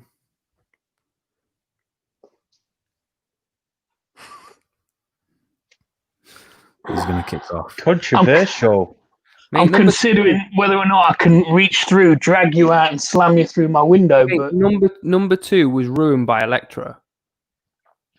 It wasn't ruined by Elektra. She tried to ruin it, but Frank Castle's in the motherfucker. You can't ruin that. No, Frank Castle's in it and Punisher's in it, but Elektra, that whole storyline in season 2 really just it just annoyed me that it was there. Cheers, Okay. Tony. Soz, mate. And then the other thing, you can't have a fucking bad word about this next program, and if you have, I don't. I started watching Sopranos. Oh, yes. What? I'm just so excited about. I'm surprised I'm on here. I should have made an excuse and watched another episode. But Okay, so can I talk to you about Sopranos? it depends. It depends. I watched the first 2-3 episodes and never went back to it. Anthony, That's not because I didn't like it. treat yourself. I've just never seen it, and I just never carried on with it. So I can't say treat it's bad, yourself, I can't say it's good, but everyone tells me I need to sort myself out and watch it. So I watched it when it came out, when it first came out, late night. I think it was 99 it came out originally. Yeah. And I watched it from when it came out. I fucking loved it. But now, as I've gotten older, I've got a real appreciation for quality acting. Gandolfini in this is fucking amazing. Yeah, he is. His emotions, he goes from elated, laughing, joking, having a great time to just pure fucking anger. You know, I've talked about Kingpin in season 3 of Daredevil. Yeah. And the way that I've not seen this, and I just thought he was brilliant. And I've seen Gandolfini could do the exact same thing. Brilliant. So, and give it a shot, mate. Give it a shot. But yeah, I've not really watched anything else because I bought Last of Us Part 2, so I've been on my old PlayStation 4. I started playing that today, and oosh. Well, the way I like to play that sort of game is I get a few of these bad boys down me. Oh mate, I couldn't do that. I couldn't do it with drinking. Turn the lights off, and shit myself. My neighbours asked me today if I was all right last night because he heard me scream. It's not the jump scares or anything like that bothers me. It's that the story of The Last of Us, and like it's like watching a film. It's so strong. Well, there are so many cinematic cutscenes in it. It is like a film, mate. But it's so deep as well. So I couldn't do that with drinking. Me, I'd sit there, I wouldn't play it, and cry. Yeah. I get engrossed in the game. I couldn't give a shit who dies. It's all part of life. But my God, it scared me. I jumped. I was like, ah! I want to play it now, but can't because of the boys being in bed. I didn't have a mirror last night. Anthony Casino. Okay, I knew this was going to come up. No, I haven't. But what I did watch instead was Goodfellas. I watched Goodfellas again this week. Still not Casino though, is it? It's better. I've not seen Casino, so I can't really say. But Goodfellas is pinnacle gangster, and I forgot how much I love that movie. And in fact, I love Goodfellas. It's a great movie. It's such a good movie. It's just so. Sam Jackson's in it. Is it Stack Edwards he plays? Yeah, for like all of like 2 minutes. But yeah, it's such a good movie. Like that whole gangster life, and I just love the way that it follows the story from like childhood to right to the end of the highs and lows of it. It's just amazing, and it's one of those. There's a scene in it, and it's the very first scene of the film, the opening scene of the film. That it's when I first watched it, when I was far too young to be watching a film like that. It's the scene that sticks in my head more than anything. It's the bit where he opens up the boot, and he's got that huge carving knife, Pesci there, and he's just going boof, boof, boof, boof. And that will never leave me. And when I rewatched it, and like with it being an opening scene, like it immediately like made me think. It transported me back to when I was watching it for the first time again. That was kind of like made me feel a little bit nauseous when that bit happens, because it did make me feel like, oh my God, that's grim, that's gross. But yeah, overall, I absolutely love that movie. What else did I watch? Casino's pretty intense when it comes to that. It's got some filthy. I've heard that in Casino, is there a scene with a vice? Vice, baseball bats. The pen in that one as well. No, I think it's Casino, isn't it? There's 2 scenes in both of them films where they're quite similar. What else did I watch? Oh, Straight Outta Compton. bit different to Goodfellas, but Film. equally incredible. You seen it?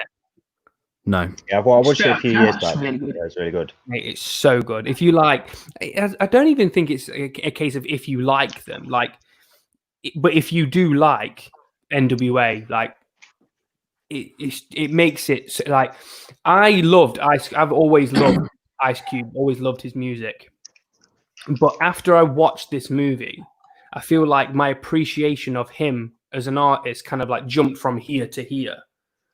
Just because of like everything that the group went through, everything they had to go through, and the way that it was portrayed. And it was just, I mean, it's a long movie. It's about 2.5 hours long. It's a long movie for a biopic, but it's full of all the NWA classic songs and stuff like that. So it's a massive nostalgia hit if that's your kind of thing.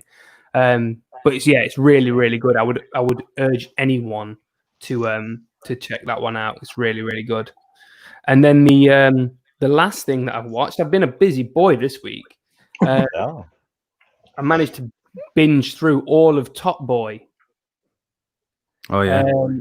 It came out, I don't know when it came out, a couple of years ago maybe. I mean, it came back out on Netflix. So I originally watched the first series of Top Boy when it was like on Channel 4.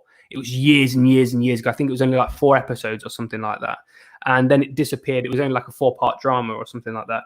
And then it got like a new one got done for Netflix. I think what happened is Drake, like the singer Drake, saw the original and he then kind of said, I want to do more with this. And he plowed a load of money into it.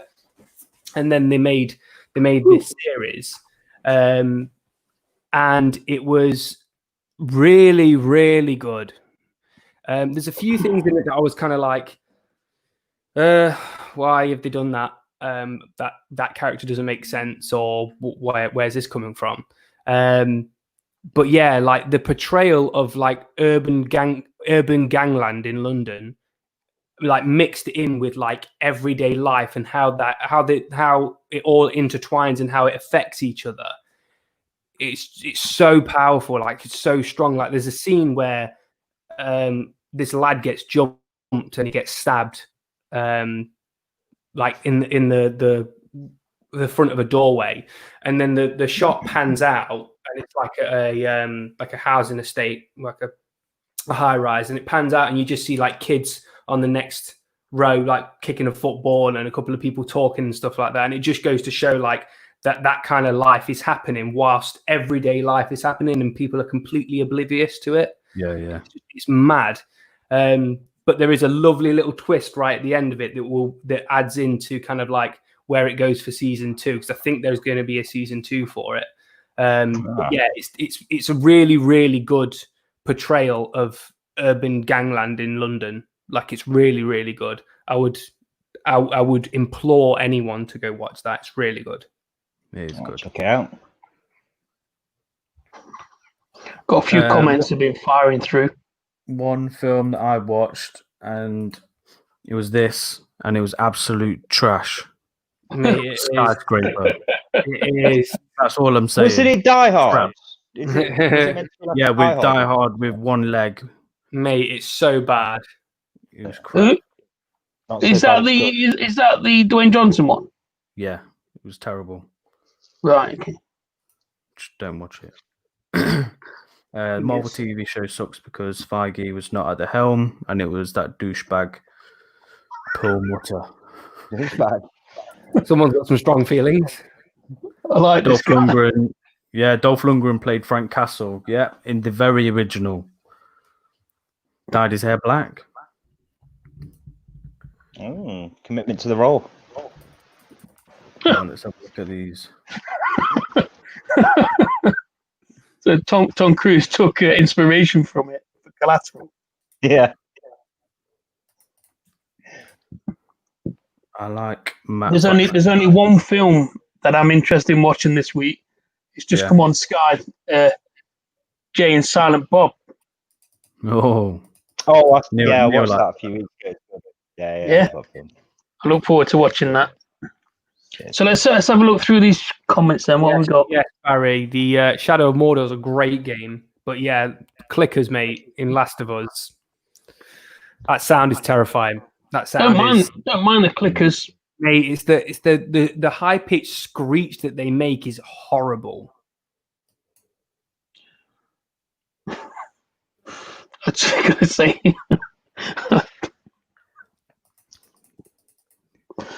Even I know how to mute myself sometimes. They Inhuman. find in the gutter.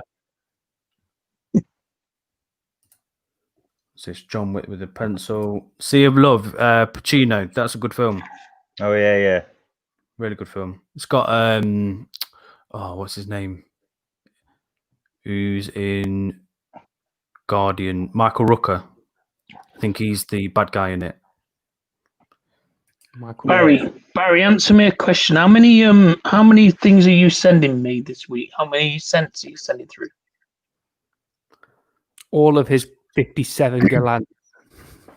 So what we've got next week is Barry at Centralized is sending Dan some samples.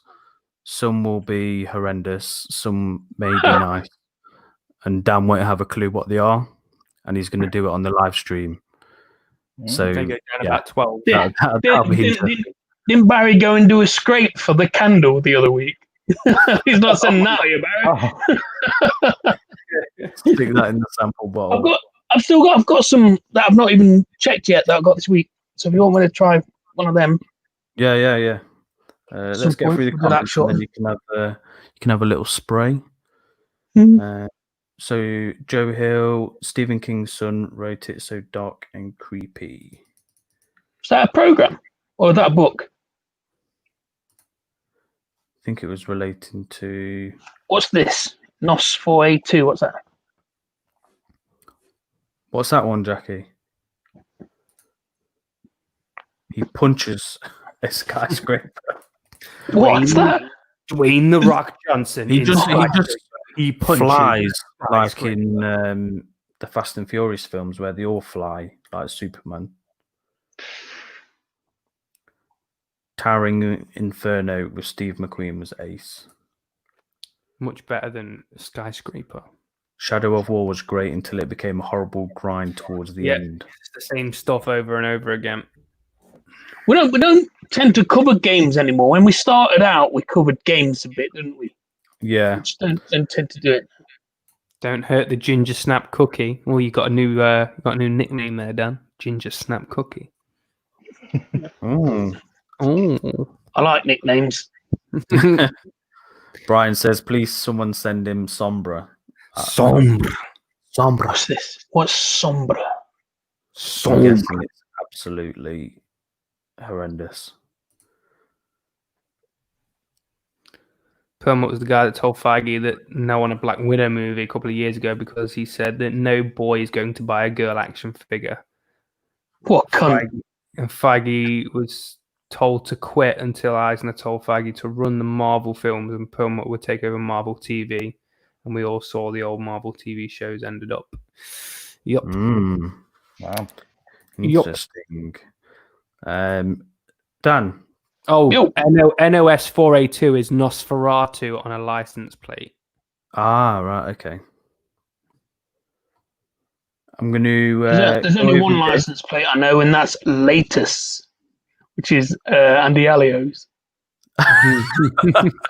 I gave him some shit for that one. I saw it. So what we'll do, I'll just go over this quick bit, and then you can have a little squirt of your new samples. I'm gonna bounce in a sec, guys. Yeah, I'm no gonna shoot problem. off. Yeah. Yeah, the homeowners are home soon. He needs print. Yeah, I've got to shoot out. I think they're coming back. They're coming in. Houses won't rob themselves, will they, mate? Wish Houses me won't luck. rob themselves. I'm gonna dip out this window now, and I'll speak to you guys soon. Yeah. See you later, mate. Later. God bless, The pal. game, mate.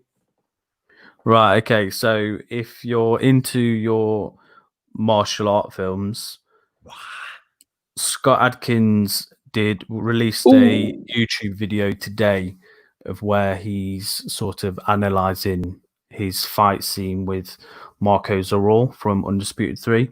It's a And it was badass fight as well. Yeah, it was really interesting to see and hear what they did over the 3 days to create that fight, how they rehearsed it, when they actually connected and hit each other. Ooh. So yeah, if you're into your martial art films, definitely go and watch this. It's on Scott Adkins' YouTube, and it's just a really interesting analysis in terms of how fight scenes are filmed. So yeah, definitely go check it out. Dan, what you got Yeah. for it? Get squirting. All right. Again, so I bought 7 new fragrances. Mm, 8. spending the No, cash 8. 8. now. Only one of them did I know what I was buying. And that was external. Eternal. Number 0055. It was a clone of Alien. Oh, okay. And you know what? It smells just like it. It didn't perform as well, so it didn't last as long, but it smelled just like Alien. So if anybody wants to try Alien, hasn't really got the money to give it a go, get I think it was called Eternal. Getting it with my mum now anyway, told her she can have it. So sombra translates to sad. So you can imagine what that smells like. Sombra. Is Dan doing the blind smell test next week? If the samples arrive in time, Heather, yep, we're gonna get him to do the blind sample testing, which will be a hell of a load. Is that going to be on the Friday? That should be next Sunday. Friday. We'll do Sunday because Sancho's coming on as well. That's the point. Yeah, next Sunday. Yeah. Okay. And Sunday works better for me. Yeah. Cool. All right. What we're gonna do as well when Dan does the blind test next week, for each one, Dan, just think of a movie that relates to that smell. A movie. You'll be put on the spot, mate. You'll be put on the spot because obviously they're going to be blind. I've got to do a blind test live. Yeah. And think of a movie. Yep. Yeah, that relates to that smell. They'll all be porn related. That's fine. Right. Okay, so let's have a look here then. So I bought 4 squirties. I went for the cheaper version, the smaller 15mm ones. 13mm, sorry. And I got the roll-ons, the oils. So I got 3 of them ones. Well, I got 4 of those ones. I've got Sleepover. Do you want me to have a look at what these are? If you want to, mate. I randomly just picked these up. Hang on a second. Let me just quickly find out what they are, just as you're saying it. My eyeballs on these. Do you want the numbers, Ant? Hey, just give me the numbers. So Sleepover is 1864. Okay. So Sleepover By the way, is okay. On, so that's Voulez-vous coucher avec moi? No, Voulez-vous coucher avec moi? C'est soir? C'est soir. Voulez-vous coucher avec moi by Killian? So that is by Killian. What's Killian? That's a brand. Killian brand. Niche brand, high market. Yeah. Okay. Yeah, niche. Yeah. Okay. Cool. So what else you got? Just whilst we just got it, Barry did a review on a load of Perfume Parlour stuff. I watched his video on that. Really good, really helpful, Barry, putting the numbers and the names on there. So really good, mate. Next one is Cool Karika 0256. 0256. We have that is Acqua di Parma's Fico di Amalfi. Oh, that's a good one, man. Have I tried that one? Yeah, Nick's It's got the one I've got in a bright blue bottle. Nick's Really bright blue bottle. The other one is High Grandeur 1948. They're my oils. 1948 is a Roger Dove. That's Who now? Expensive, mate. That's super expensive. Which one is it? Enigma. Haute Lux, Haute Lux. All right, okay. Haute Lux. But yeah, I mean, Roger they're like mega expensive, mate. Dan, just spray a random one, and then we'll Yep. see which one it is. Oh, I'm not spraying. All right, roll on then. There was a roll-ons. I've got the All right. sprays. I can try. Do you want me to read the sprays out, or try one of these roll-ons? Try both. Do one of Pick each. a random one, and then we'll All search right. after. Let's. Just pick one up. I'll do Spray it it. blind. Yeah. Oh. What's Oh, he yeah, having a and bit then of a it'll fiddle under the shuffle. table? Cool Carica. Oh, So that's 0256. that's Fico di Amalfi. Ooh, isn't it?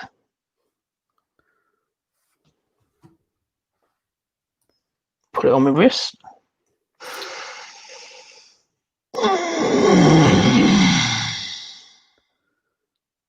Just smell sweat.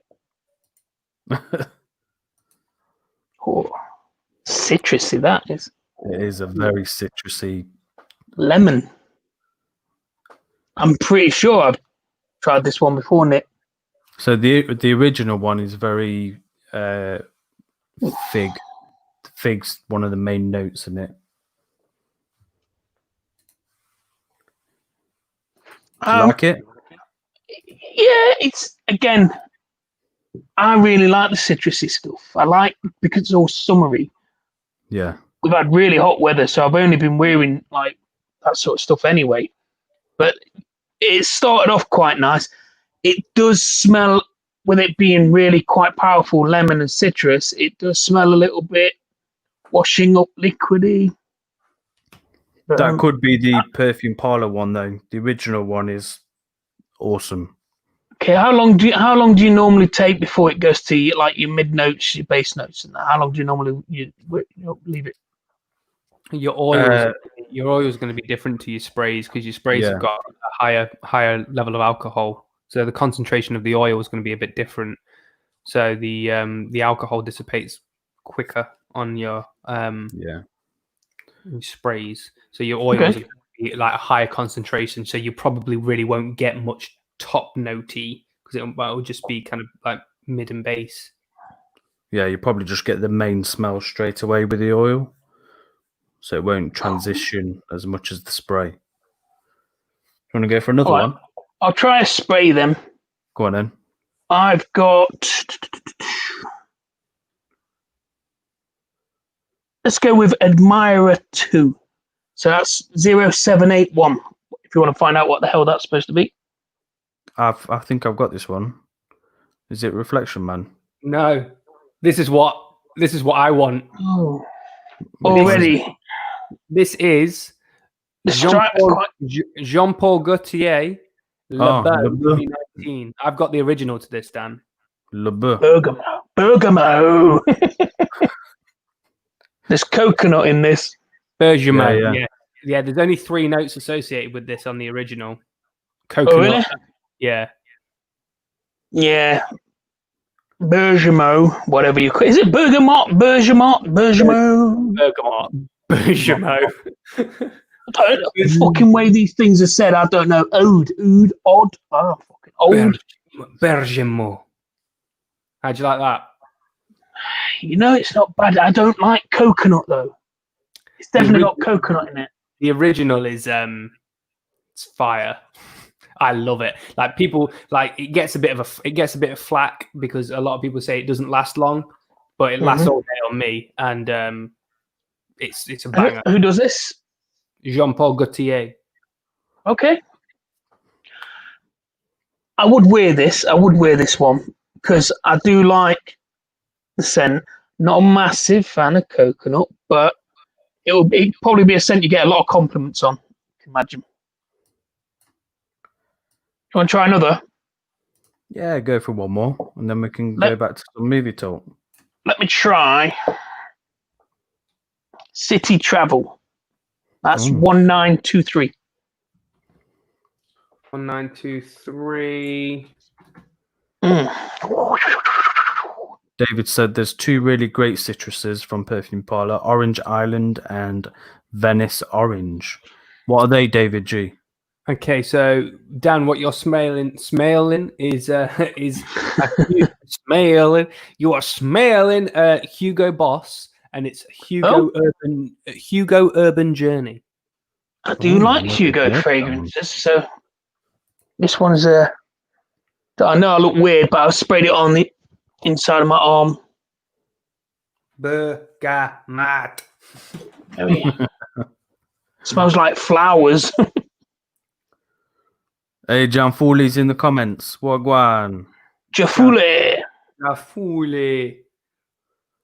Who's that? Yeah. Yeah, who is it? Jan. Oh, right. Sorry. Hi, Jam. I know everyone's fucking usernames are nothing like their actual fucking names. Apart from David G. What's his real name? Pete? David G says Bergamo wasn't John Nettles in that. Bergamo. There you go. It's flowers. Eve says in French, it's Bergamo. Bergamo. Bergamo. Bergamo. Do it slowly. Bergamy. Bergamo. Do it sexy. Do it some more. Wait, that what the fuck? True I'm not lie. gonna listen. I'm True not lie. going to invest in a decent microphone. What? I'm not. I've just seen you guys try and make love to your fucking mics. I'm not gonna do that. I'll just You just do it off screen. bring myself closer to this one and distort the sound. Oh, I don't know. Oh, It there you smells go. like tea. I don't know if I'm desperate for a cup of tea, but it smells like tea. There you go. Nick David G said that Orange Island is Aqua di Parma, Blue Mediterraneo. I'm not even reading that. Venice Orange is Venetian Bergamot. By Tom nice. Ford. I'll have to check them ones out. Bergamot. Right, that first one that I tried. Remember what that one was? Cool Carica. Oh yeah, that's Fico di Amalfi. I like that one. Of the three I've just tried, that's not. Oh, I put my fucking wrist. That's not going to help you all, is it? That'll be the one that I go with. So Fico di Amalfi. What I will say for anyone ordering from Perfume Parlour, if you can see here, my glass, the glass cracked. They do not package it very well. So it's Yeah, chipped the glass off the bottom. I always worry, like when I know it's been delivered, because they're always kind of like just in a, unless you order loads, they're always just in a parcel that goes through your letterbox, and you just hear you hear the thud, and you go. Well, the thing when I bought all the 50 mil, was it 50 mil? I think they're 50 mils, weren't they? 30 mil. No, 30 mil. When I bought all these, they came in a box, Oh, did they? bubble wrapped in a nice little box.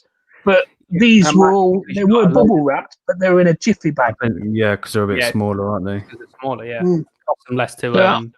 I'm going to drop them an email and just ask them to just make sure that they're packaged. I know it's might knock their delivery costs up, but Yeah.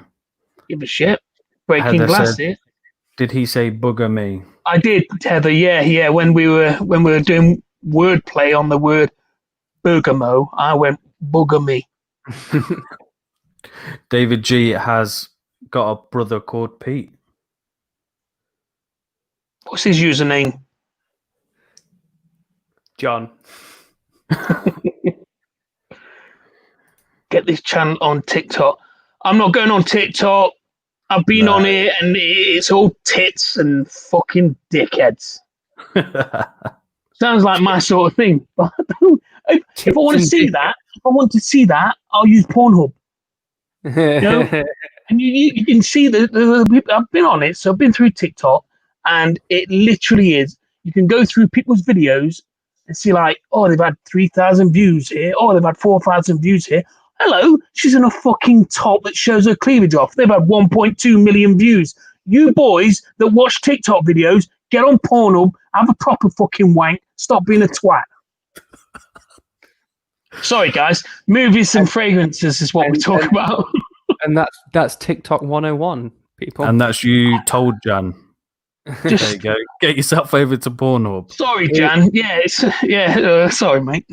are Perfume Parlour only in the UK? No, I think they're worldwide, mate. I say worldwide. I know they go to the US, and I think someone, David just said that. I noticed someone the other day. I might have even seen it today. I saw a post that they're reducing their postage costs to the US to £10 max, regardless of the size of the parcel.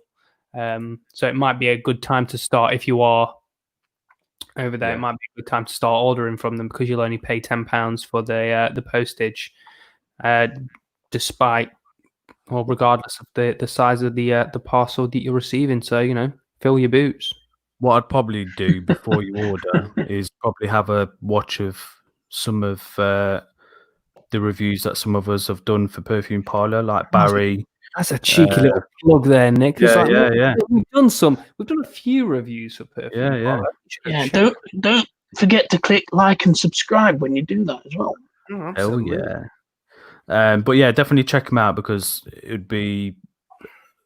I'd hate to waste so much money and then you get them and they're absolutely crap. So I'd probably check the reviews and just see what quite a lot of us are saying in terms of what are the best from Perfume Parlour. It's going to take a while for them to get to you as well. So it'd be a shame for you to get them and hate them. Definitely. Cool. Just this is a quick one in terms of movies. So Casino Royale is getting is getting a more violent version on HBO Max. Ooh. So this version, I believe, the UK and some other countries, we've already had this version, whereas I think it was toned down quite a lot in the US, especially the torture scenes and some of the fights. So I think it won't be anything new for us, but new for the US. Anyone in the US that has seen this, can you tell me if you got the torture scene on the chair? He's getting smacked in the balls. When he's getting a rope that is like this thick whacked on his todger. Because I want to know. And he didn't have to pay. That's because that's an intense scene. Like, I love that scene. Every time I watch that part of the movie, like I feel like I jump every single hit. I jump up a little bit. Like, you kind of want to. You don't want him to be hit. And then when he starts to say, "Can you move over to a bit to the left?" And like, my God. I'd be interested then. Quite a few of the guys in the US are saying that they got that scene. So I'd be interested to see what this new version on HBO Max will be. Yeah. I don't. Nobody should take my rant as a life tip. Well, from that one about TikTok. Yeah. Here you go, Eve. I did watch something new this morning. Big Mouth. Has anybody seen the animated Big Mouth? No, I've not seen that. About it. Fucking brilliant. Just give it a watch. Cause it was just one of those I was never going to bother, but I just turned it on today, and yeah, it's very funny. Definitely watch it. Andy, man. You actually can see his sausage get smashed. So I was flicking through the internets on the interwebs the other day, and I saw something about that's just thrown me off. Sancho's balls getting triggered. Twinge. What was I completely got? Yeah, so I saw that there was a post about a upcoming sequel. There's a behind the scenes photos that have been released of some underwater shooting, and it was for Avatar 2. So Cameron's back filming for Avatar 2. And I think 3, 4, 5, 6, 7, however many he's got in the pipeline. I think he's got at least at least 3, hasn't he? Yeah. And it got me thinking about it because unfortunately, I never actually managed to go see Avatar in the cinema, which is one of probably my biggest cinematic regrets, because how much I loved it when I did watch it.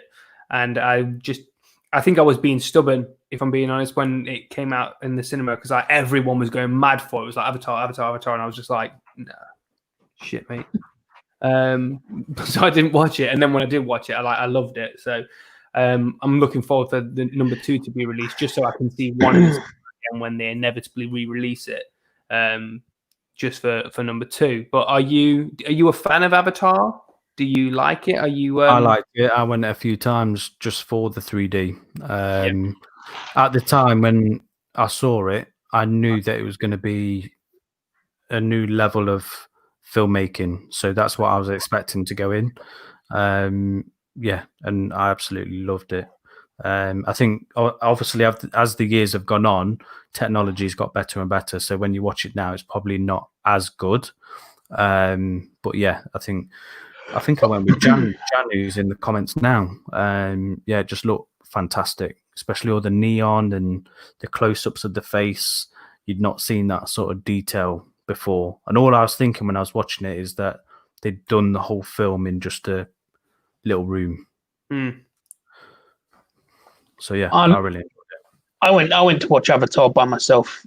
And Nick, you've been in the cinema with me for 3D films. I don't cope well with 3D films. It gives me a bit of a headache, but it was just so beautiful to watch, and what they did with it was just amazing. In the terms of the next one coming out, I'm not sure now. I think it's been a long time. There was a lot of talk about it. It's been delayed. Yes, I will go and watch it. I'm not excited about it. I think you'll have to pull off something new, and I don't know whether it's going to have to do something with the action scenes. Yeah, and see. Zoe Saldana was still fit, even though she was fucking blue creature. Yeah, she's always amazing. Like a big blue chicken. So, what are your opinions on movies being edited or released with additional footage in general as a way to boost views for streaming platforms / increase resales? Pisses me off. It's like, why just give me the original? I tell you one thing that really annoys me at the minute is trailers showing you footage that is not in the film. There's loads of trailers trailers themselves piss me off now, because trailers go, here's a film coming out and here's all the key plot lines from the film. Go and watch the film. What's the fucking point?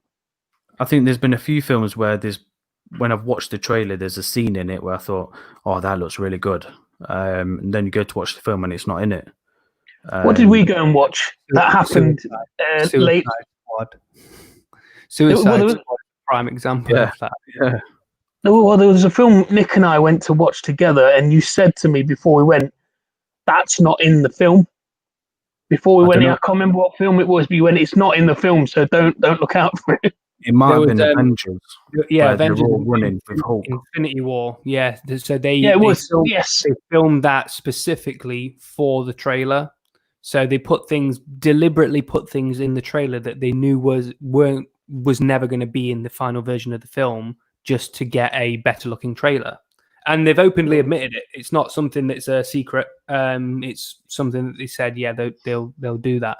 And they have done it, which is a little frustrating because you get enticed by what you see on a trailer. The trailer is supposed to be a trailer for what you are going to see, rather than something that has been designed just to lure you in for something completely different.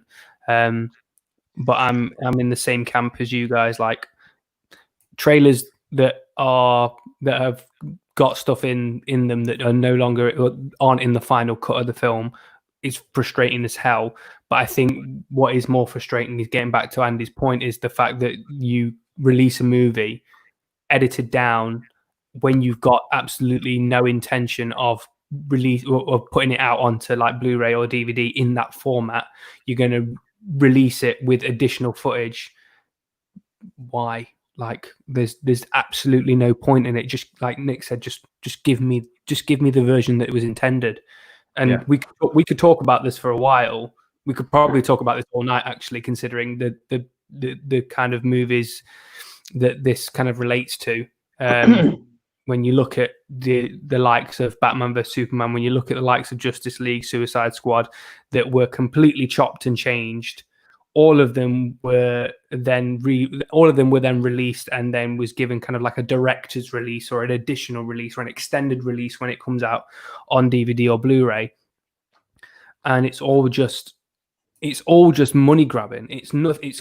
It feels like it taints the experience of watching a good film, because that by the time it comes out, all they're going to do is change something and throw something in there that should have been in the film in the first place. Batman vs Superman was a prime example of that. So Batman vs Superman was originally supposed to be 3 hours long. It was edited down to 2.5 hours long, which made the film make no sense. Like, it made no sense. Like, in its narrative, it was all over the place. Yet when they released it on DVD and Blu-ray, they released an extended version, which was the 3 hour long version, which made the narrative actually make sense, and it became a cohesive cohesive story. Yeah. Why not just put that out in the cinema? Like, I get that a longer movie, you want more screen time, you want more shows to make more money. But if that's at the detriment of the actual movie itself, what's the point? Yeah. What's the point? It just pisses me off. So I quite like it. Fuck you, Dan. Sorry, I'm just thinking certain films. One of my favorite films of all time, Terminator 2. Yeah. The additional scenes that we saw years later made the film even better. Yeah. Lord of the Rings, long ass fucking movies in the cinema, and then you get the 4 hour editions at home. Better films. Yeah, but no, I'm not disagreeing the fact that when they put the stuff out, it's better. My annoyance is, why don't you just do Give that it us the first time? Well, yeah, maybe they should do that, but it gets me excited to watch the film again when I know that there's something new. I won't say something like one little scene or a few minutes or something like that, but giving us 30 minutes of additional footage that they trimmed out to put it in the cinema,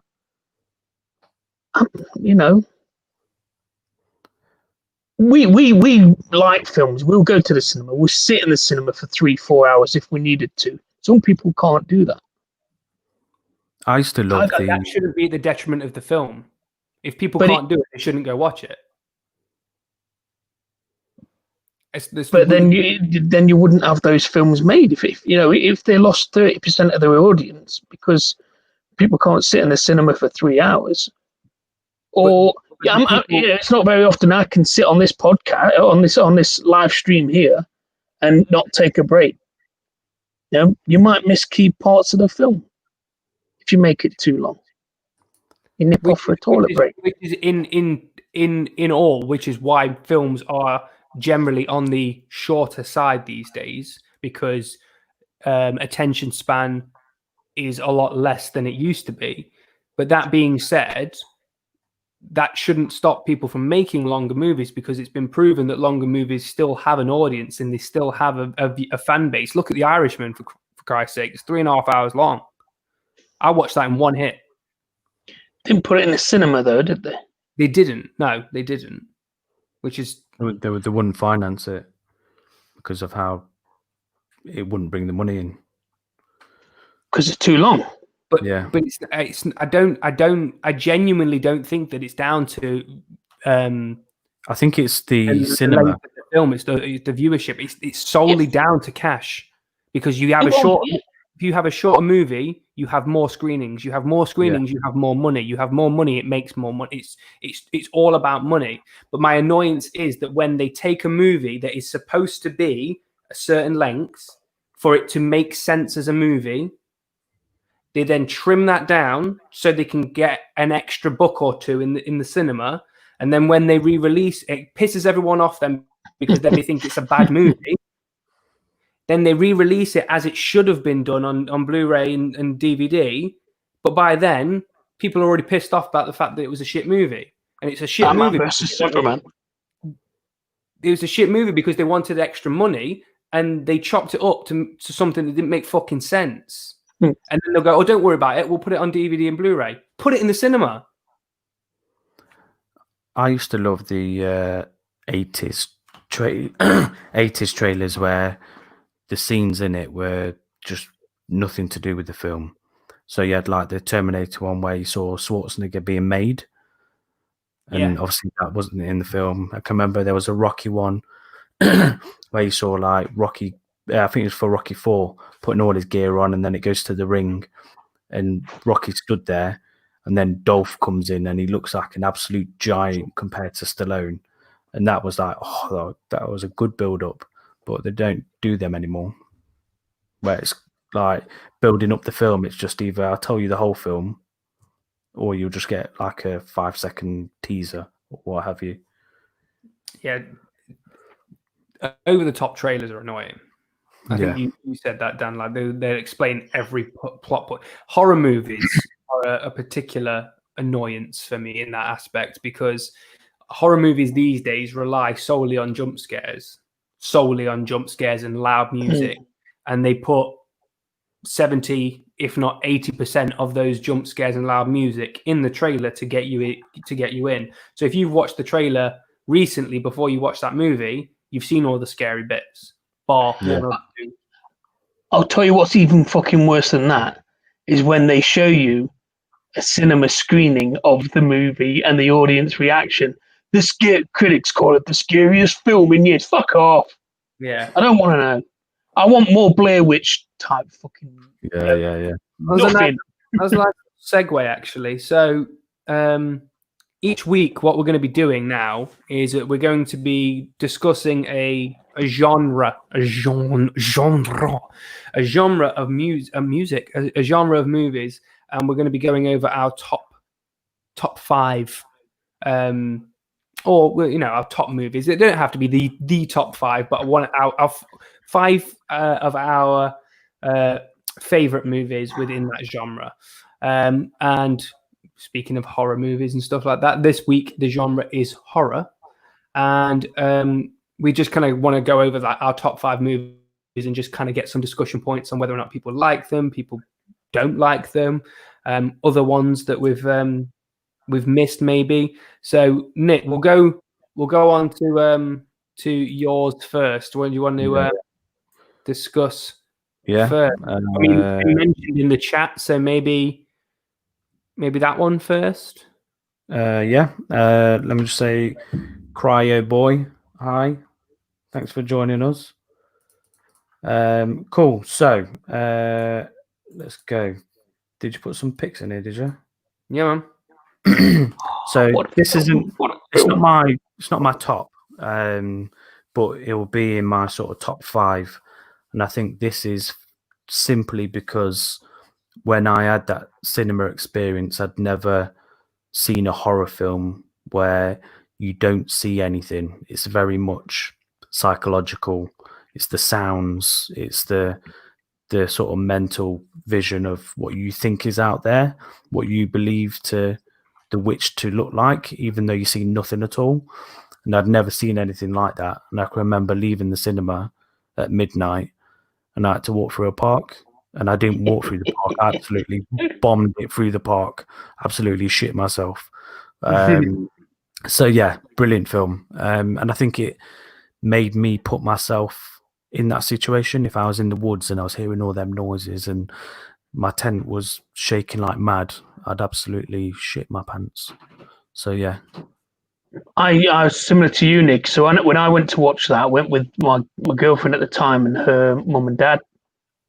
And her dad was an absolute fucking bellend. Absolute bellend.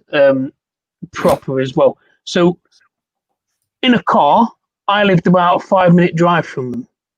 That fucking knobhead drove all the way to his house and let me out the car there. Didn't even take me home. I was 16 years old. It was a good 20-minute walk, and I had to walk across a golf across a golf course, right, through the trees and everything to get home. Obviously, so, you want the girlfriend to think, oh, he's a fucking big, strong boy. He'll look after himself. So, yeah, strolling down, headphones in, don't give a shit. Got onto that golf course. Headphones out. Every fucking sense was like, every shadow in the tree was a fucking one of those crosses. Oh, man. One of my Honestly. mates rang me up. He was like, I think there's a witch in my bedroom. Oh, so I was so fucking scared. I've never been happier than to reach a main road. Oh, so yeah, Blair Witch did its job.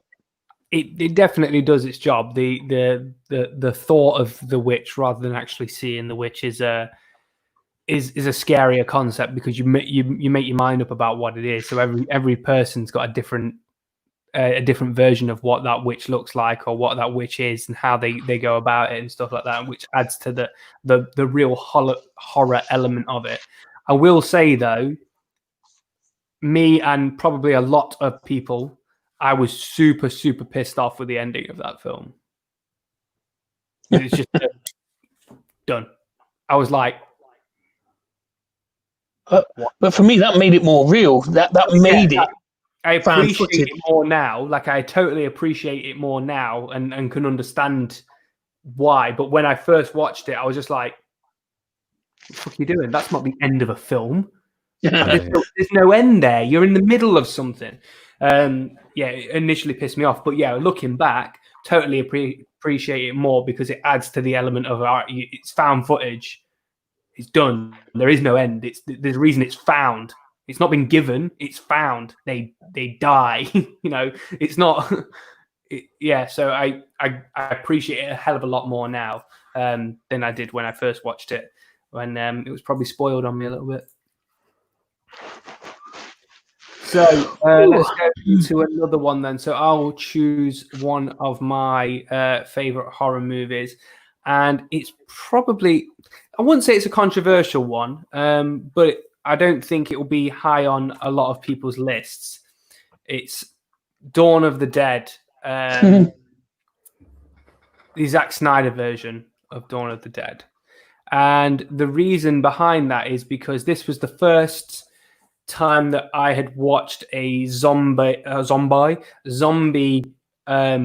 movie in the style that this movie was done. And what I mean by that is your active threat zombies, where they are almost kind of like hyper zombies. So more so kind of like zombies that you see now in more recent movies, in video games, where they are fast, they've got different abilities and things along those lines. And it's something that I hadn't seen in a zombie movie before, so it really kind of like piqued my interest. And it's the visual styling of that movie as well. It's very Snyder-esque of that styling of that movie, which was I love, and I still love now. It's one of the reasons why I still love Zack Snyder. But yeah, I love that movie. I think it's great. And I think Ving Rhames is awesome in Dawn of the Dead. Tony, you go through the woods, mate. Yeah, you go through the woods. If you look like this, you go through the fucking woods, because it's 5 minutes walking. Run through bullet naked, and then you'll shit everyone else up. You'll be the threat. Rorschach in the woods. Yeah. Yeah. Zack Snyder, very comics and game centric. Yeah, it feels like you're watching a video game of a zombie movie. And that's the way that like it feels. And I'd never experienced that in a zombie movie before. Zombies are always like slow. You can run around them if you want to, but there's no getting away from these ones. And yeah, I just love it. It's everything that I want from a zombie movie now. Like if I see a zombie movie now with like slow zombies and stuff like that, it's just like you can just run around them. I mean, fortunately, you don't get that anymore. So yeah. Dan, what's one of yours? I didn't prep for it, did I? It's all right. Might be one of them we've got in here. Oh, so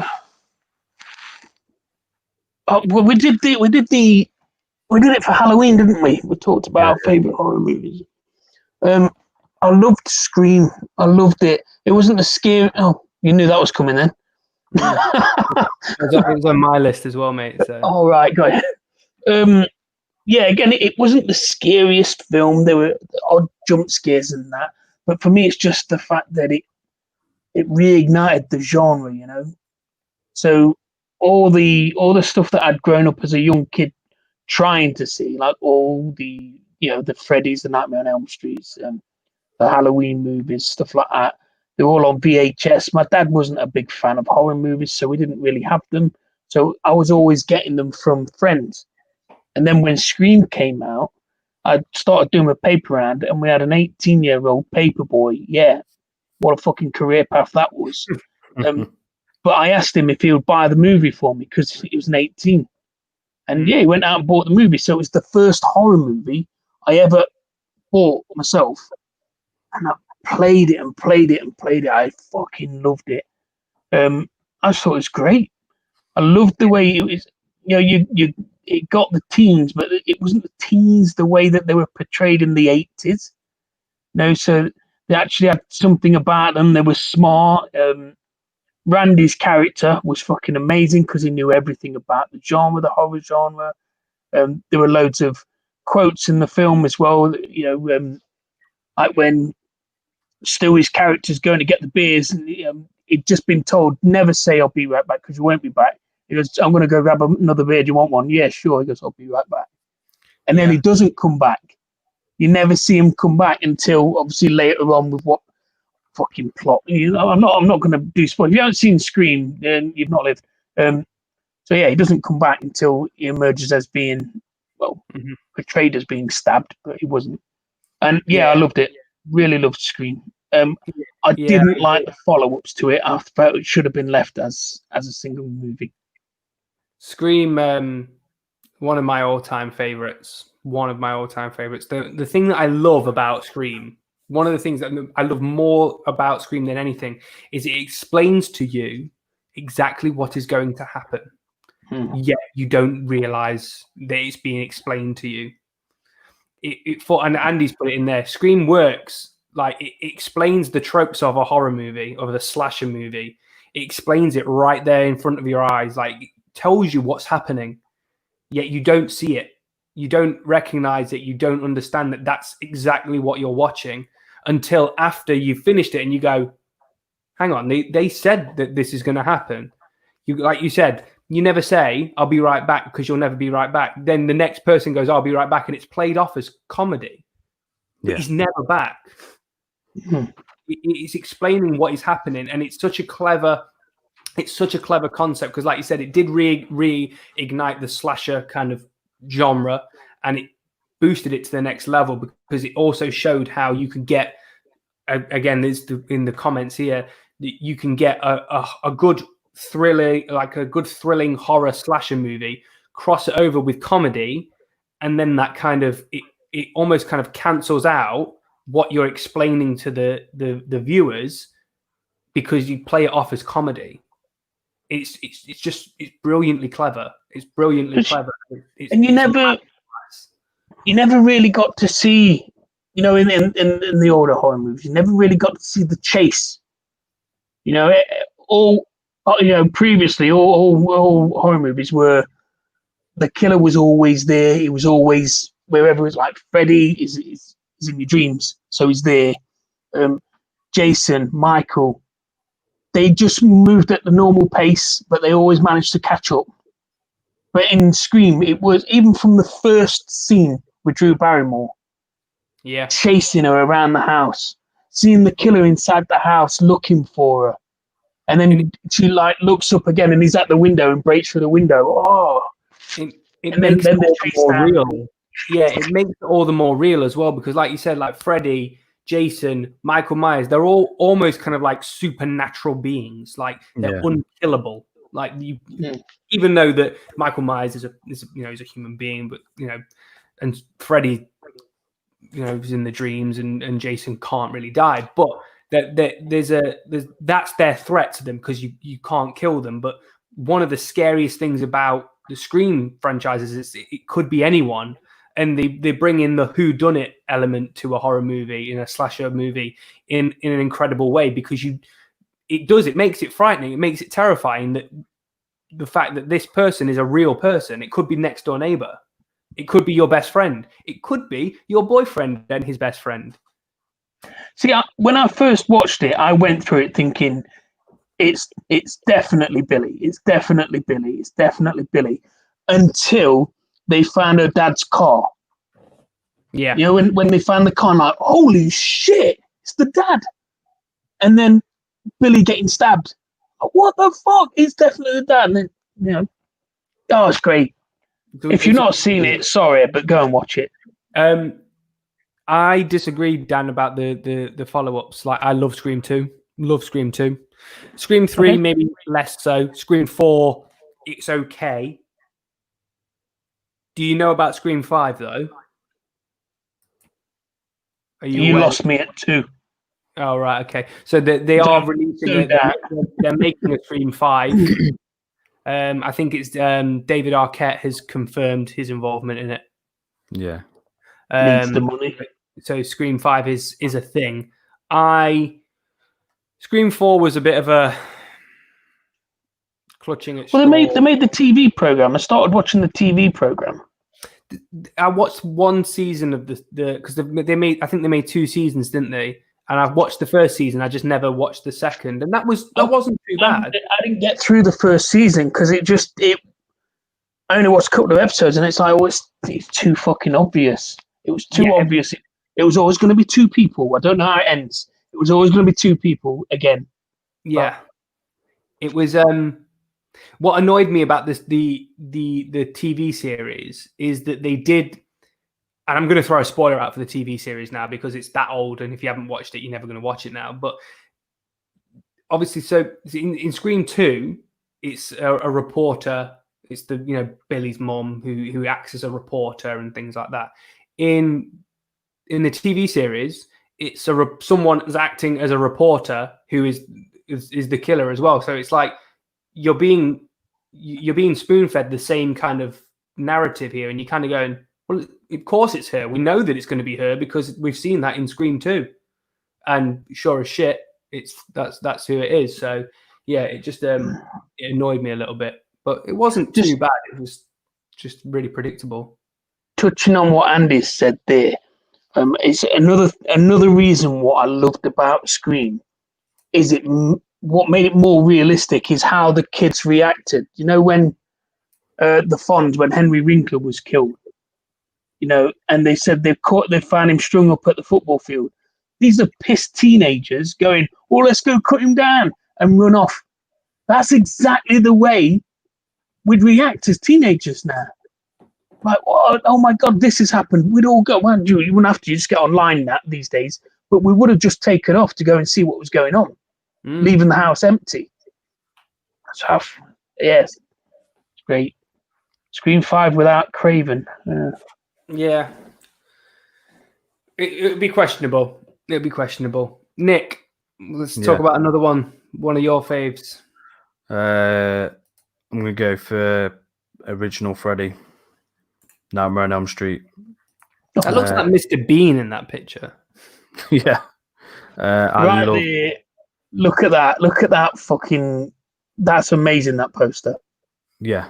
I love the original. I think it was the shadowy Freddy hiding behind everything. So he wasn't as comedic.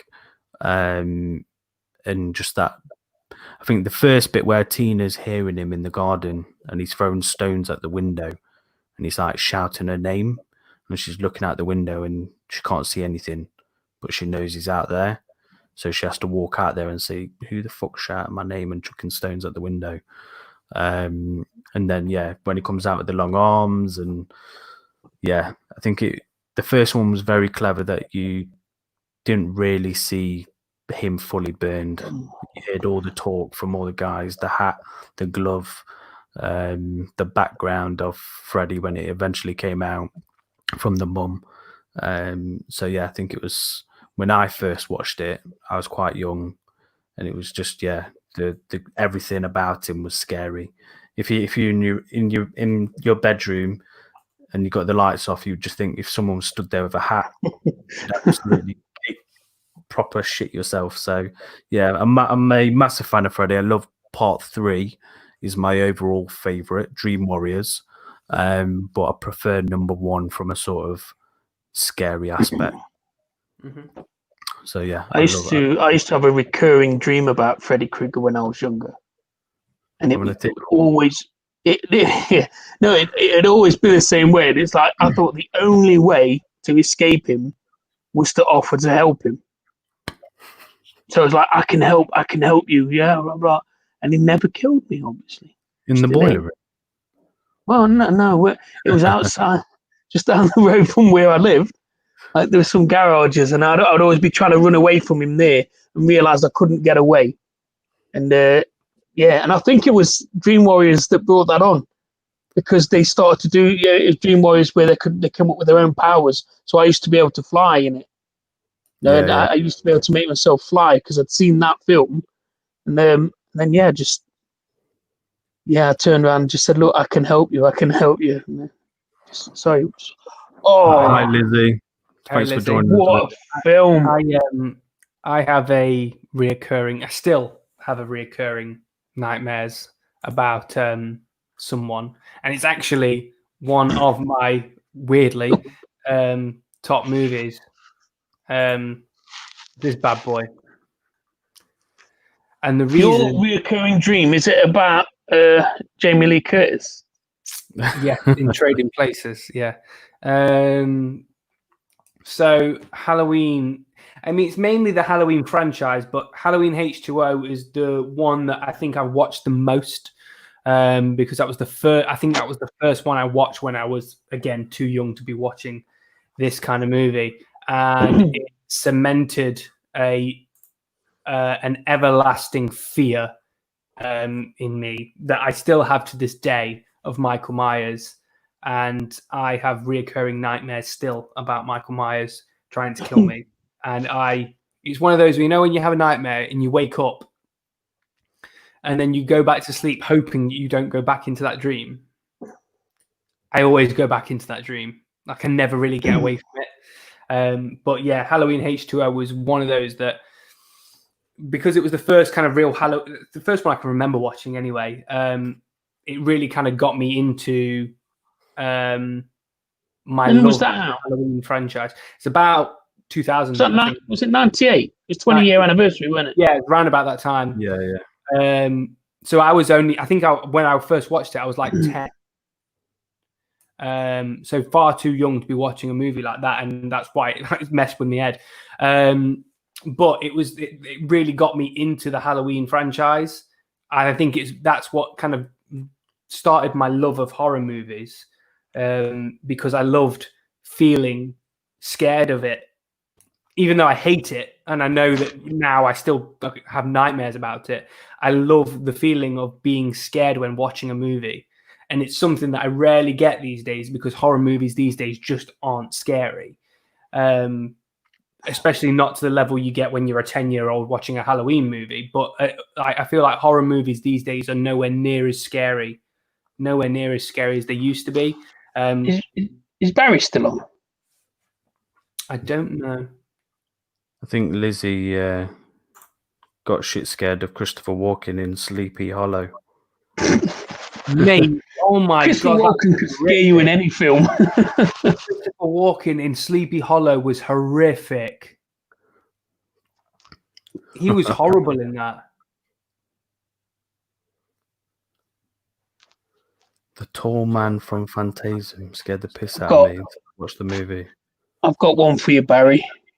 I've got one. Barry's got recurring dreams. So I kept having dreams about Marty Pello. Where? I kept having wet dreams, yeah. Oh, fucking hell. There you go, Barry. Can I have that one? That was classic. Fucking Jesus. Any more, Nick? Yeah, Texas Chainsaw Massacre. The original. I think it was more from the aspect that it was based on a true story, or aspects of it was a true story. And I think when it got to the house, and it was a very quite gritty, and yeah, it was just not a great environment. And then the mask was made out of skin, and yeah, he just looked like an absolute lunatic. But yeah, it was a very different horror film compared to your Halloween and Freddy and stuff like that. It had a sort of realistic tone to it. The original film did anyway. But yeah, that was quite, I think it was more disturbing than scary. Yeah, I would totally agree with that. Like the first time I watched that movie, I was disturbed.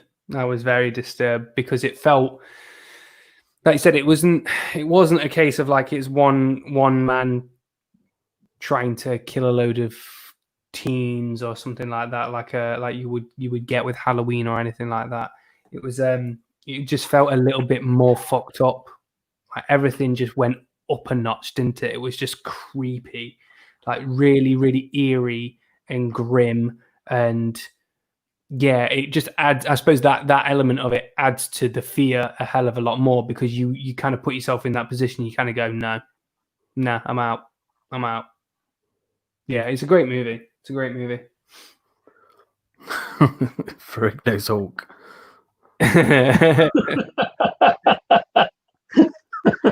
Was it them big titties? Didn't have any lines, did it? It was just green motherfucker.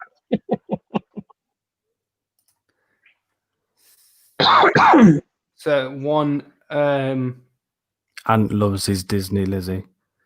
I'm gonna start on Disney, Liz. I'll be here till 3 o'clock in the morning. One movie that I want to talk about horror wise, and it's something that I absolutely adore, and it is this bad boy, Cabin in the Woods. mate. If you've not seen Cabin in the Woods, you need to stop what you're doing and go and watch it immediately. This movie is so good. It is so good. It is not. It's almost kind of like a movie that's a parody, but it's not a parody. It's hard to explain. So basically, the movie is designed around horror tropes and what are the stereotypical aspects of every kind of like teen horror kind of thing. And it's built into this kind of like machine that creates this situation that literally is there to please these overlords. So like every horror movie fits into this category because it pleases the gods, almost the horror gods. And if you don't please them by making these movies, and it almost kind of like basically says, this is why horror movies are the way that they are, and this is why you have this trope, and this is why you have that trope. And it makes a parody out of it by telling it in a very, very entertaining way. It's such a clever movie that, like, when I first watched it, I was kind of like, I was in awe of it because it's so good. And I just, it's hard to explain really, because it's the only way that I can explain it is that way. It's written by Joss Whedon, I think, which is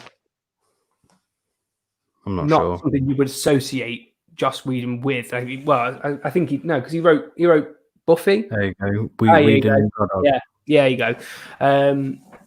And yeah, it's just got this quality to this movie that basically says, here's your typical horror movie. This is how it's created. This is why it's created, and this is what we're going to do for it. And it kind of just flips it on its head. And it's saying that all the things that you love or hate about horror movies are for this particular reason, and that's why we're making a parody out of it, but also making an entertaining horror movie out of it as well. It's really clever, and I can't praise that movie enough. I love it. Go watch it.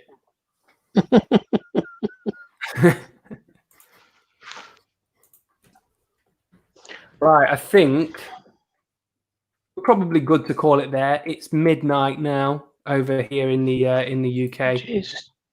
and we've all got work tomorrow morning. So Yeah, I've got work nice and early.